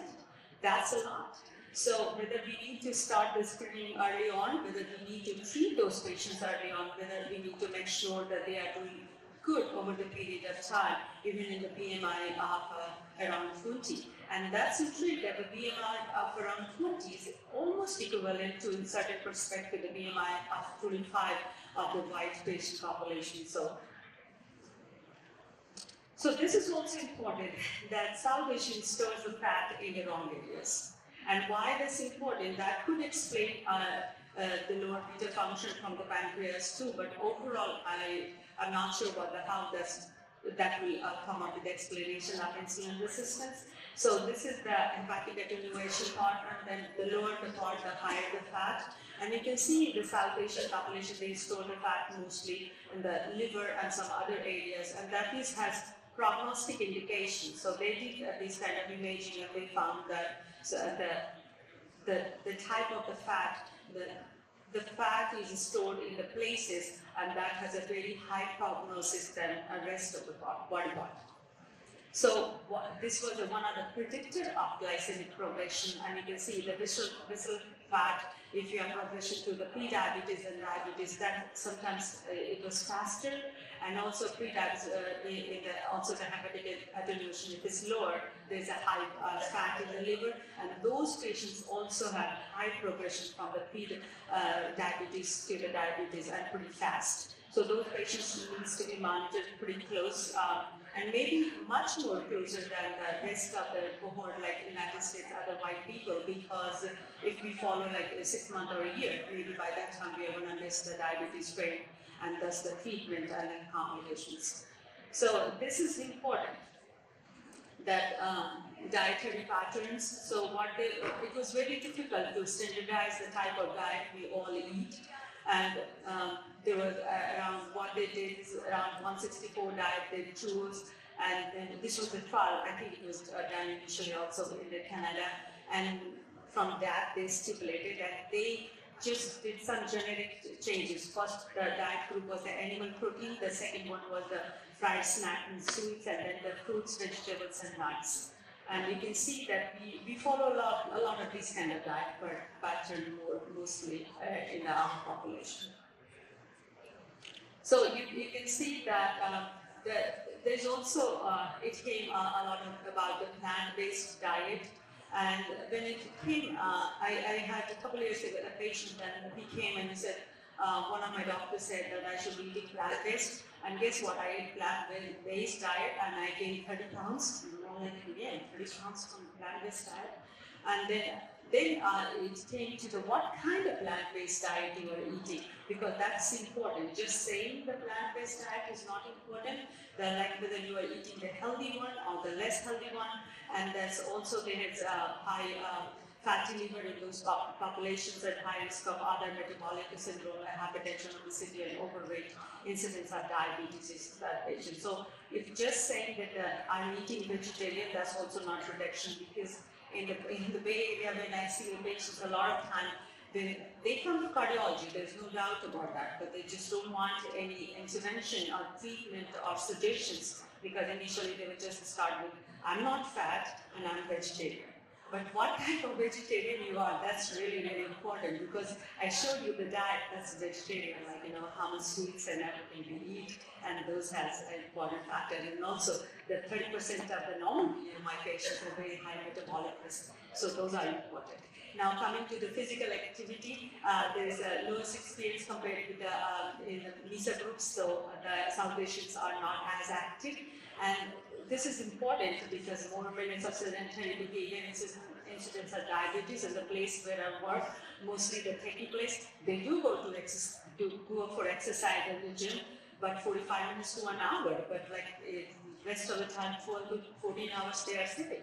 So incidence of the sedentary behavior is directly proportional to incidence of diabetes. So that's important, and I'm not sure how you can implement that for us as a doctor, just work around. It's a little bit easier than people who are just sitting on the table. And there were some social interactions, and that was important, and men exercise more with the non-spousal exercise partner, and women more with the spouse exercise, and the spouse is never available, so you are just sitting anywhere. And then qualitative results are, what they did is they found that who influenced them a lot to do the exercise, and who can be the role model. And they found in that study that most of this time, if the adult children come and say that you should be eating good, you should be doing exercise, that influenced a lot to the parents. So that was not than anything, your society, your trials, your studies, and everything. It was mostly the adult children who changed their behavior in all this socioeconomic status. So that was pretty important, that we need to teach our kids.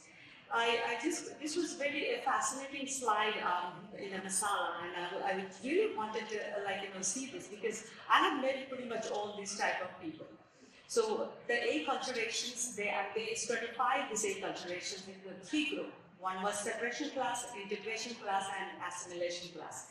In separation class, there was around I think it was like 1/3 of the patient population, mostly women, and they were in US for more than 22 years or more, lived at lower socioeconomic status, and exercise, lower tobacco and alcohol, and they were more traditional, not much mingling with Western culture, you can say, or other people. They were more kind of solitary people.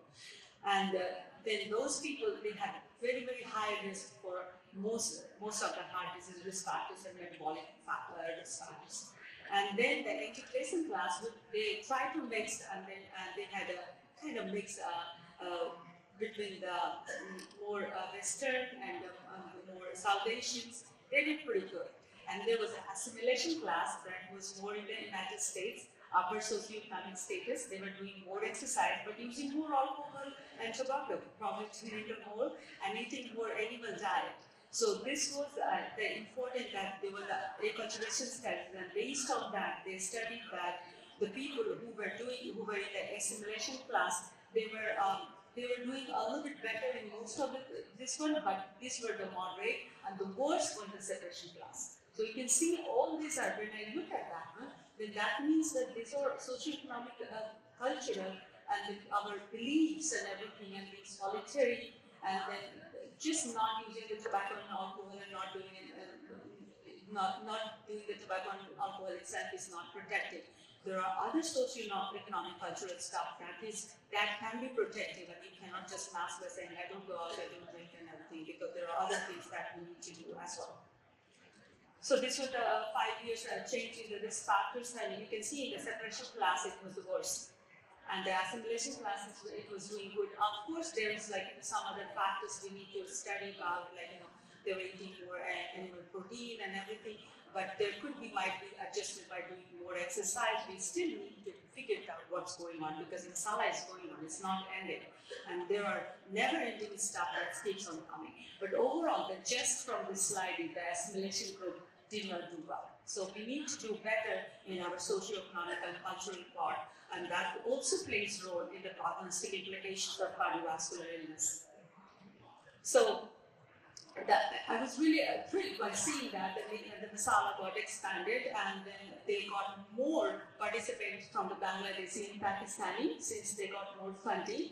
And what they did, they just took preliminary some investigations, because I think in your clinical practice you must be seeing these patients. And I have seen the patients for Pakistani and then Bangladeshi, their genomes and metabolic stuff is slightly worse than even Indians. And this justified my part. So I was very, very happy that you can see that even among the masala, that heterogeneity of these patients. Now we have more patients from this group, and you can see that how the Bangladeshi people, 47% of them have more, some of the diabetes risk factors and other risk factors than the rest of our people. So we do have heterogeneity, and now we have to think about that, how we are going to treat those patients, and eventually we will be able to understand more with the masala. So some of the subclinical atherosclerosis and risk factors from the masala: higher prevalence of coronary calcium greater than 0 even at a younger age, more ectopic fat, especially visceral, hepatic, and pericardial, and that is strongly related with the cardiovascular disease risk. Dietary and lifestyle factors shows distinct association with coronary calcium and metabolic risk factor. And this is important, but we should not be stopping here, and I will show you some of the examples that sometimes I have seen, that how many of you are using coronary calcium score to help determine whether my patient or patient says or advocate for that I don't need a statins despite a higher level of LDL or family history. So how many of you are using just the calcium score to give them or not? So I have a lot of challenges in taking the statins, especially, which I love. That's one of the best drugs. I think all Indians should take their statins. And so that's why I think that's important to do on this one. I'm just going to finish it. So this is a part conclusive from the masala. South Asians have high diabetes prevalence, more beta cell dysfunction than previously recognized, and more ectopic fat. And those kind of things we don't know just by seeing the outside, so we have to be careful. Rapid transition from pre-diabetes to diabetes, and there are many modifiable risk factors from the lifestyle to the networks, and that needs to be incorporated. And then this longitudinal study is going to happen. So I just wanted to say this one is important, that did we achieve the Holy Grail? I just saw a 48-year-old guy. He had one-time chest pain, and he came to the clinic 3 months ago, and he came to cardiology clinic, but he was just justifying me that he does not need that. Of course, he was Indian guy, that's what he'll do. So, and see, you don't have interventional cardiology, you will do more. So, sorry, I'm not just trying. This is the truth. So he did not have any risk factors. Vitals were stable. EKG was unremarkable, and his LDL was, it just happened 3 months ago. LDL was 168 in the past. It was 150, 168, not on any medications, and none of their story. So when I reached up to the family history, look at the extensive family history. This is only a part. He started, my brother had this, my brother died, this one, and then I said, oh, are you taking statins? And he said, no. And he said, I don't need it. My brother is a big doctor in India. He's one of the surgeons. And he said, I don't need it. I said, okay. So I was just trying to, so I did the CT calcium And I will tell you the story. The calcium score was 0. Should we give him statins? But I just told you the partly because I got the echocardiogram and he was lucky that his echo ejection fraction was 40%, and then I got more thorough and I said either you get a CTA coronary or I will do coronary angiogram. And he was like, I don't need it, but if you say, as if he was doing some, like, good friend, I'll do the coronary, CTA coronary. I said, sure. I did the CTA coronary, and because I was pretty sure that he has it. Everybody's dying in 30s, 40s. What's going on? So this was the CTA coronary. Coronary calcium score 0. 90% severe stenosis in the proximal RCA due to soft plaque. This could have been missed if I just see the coronary calcium score. And by that time, he still didn't start the statins. And moreover, he was more stronger that after this angiogram, he flew to India to get the angiogram, to his coronary stent thing. And then he went to India, they did the coronary stenting in the RCA. And then after that, he's taking probably all the medication, but he's no more my patients because I see only one time. Non-compliance, 0 tolerance. I don't see and especially South Asian, negative tolerance. Because that's true mortality. My mortality is so good. Why should I take that? So this is also important, and I have to stop after this. So this is a 39-year-old guy. He's such a nice guy.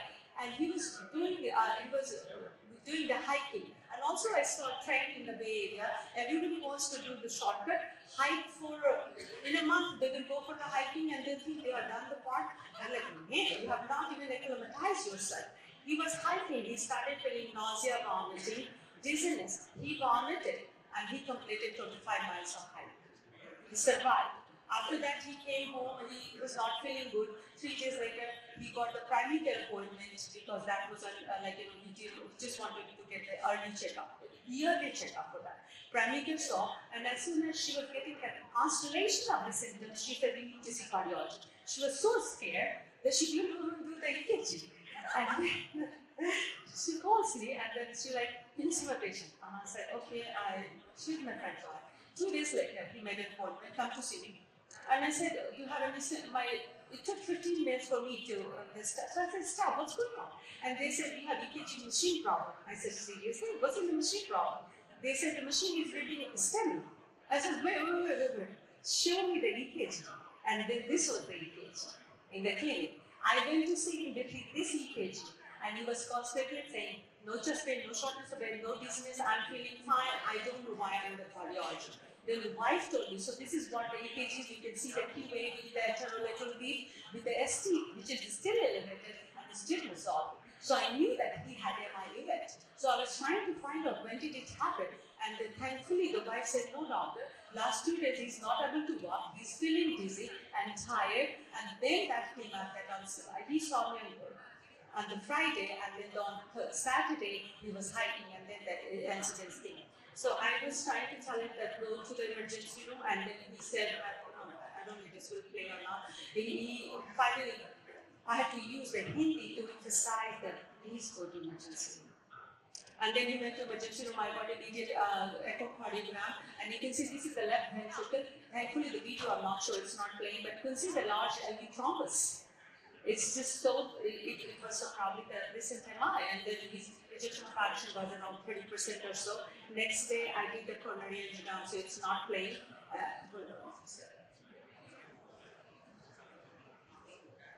So I did the coronary angiogram, his right coronary artery, overall it was looking good, but distal vessel, you can see some thrombus in the right coronary artery. Then on the left side, you can see that there are lots of thrombus in the left anterior descending artery.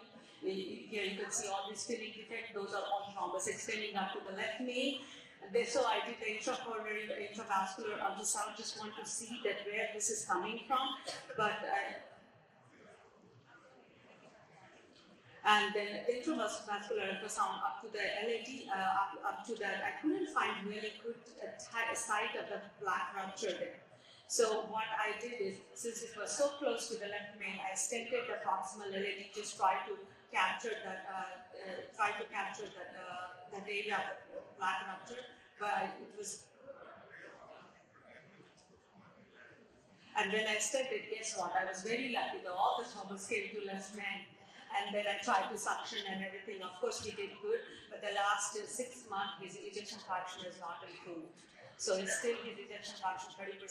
I just spoke to him about the ICT. So what we are missing is we all study the pathophysiology of the unstable plaque, and for that you don't need the blockages. In the early on, when we see the study in the younger patient population, is all plaque rupture. We are still trying to find out what is the mechanism, how we can find a scan that will help us understand what is the plaque which is unstable, because you just need 20%, 10% of the atherosclerotic lipid burden plaque, and that is not visualized in the CT calcium. So we cannot just say that the CT calcium is score is 0, you don't require the statins. So you have to stabilize the plaque, and so far I did not find any good medications other than giving the patients the aspirin and the statins, and so that's really, really important. So all these two acknowledgements to the Sala people, of course to my parents, my mom, she's an Iron lady. She always taught me that this is from the Mahakumbh. I took the Mahakumbh in Ajodhya, and then she is just, still she teaches me how to talk and how to walk. And she gets very, very upset if I don't follow the recommendation. Dad is just so cool. She said, just don't listen to her, do whatever you want. So it's all about my parents and Stanley. Thank you so much. Questions, you can do it offline with her. And we'll take a break now. We'll be back by 11 o'clock.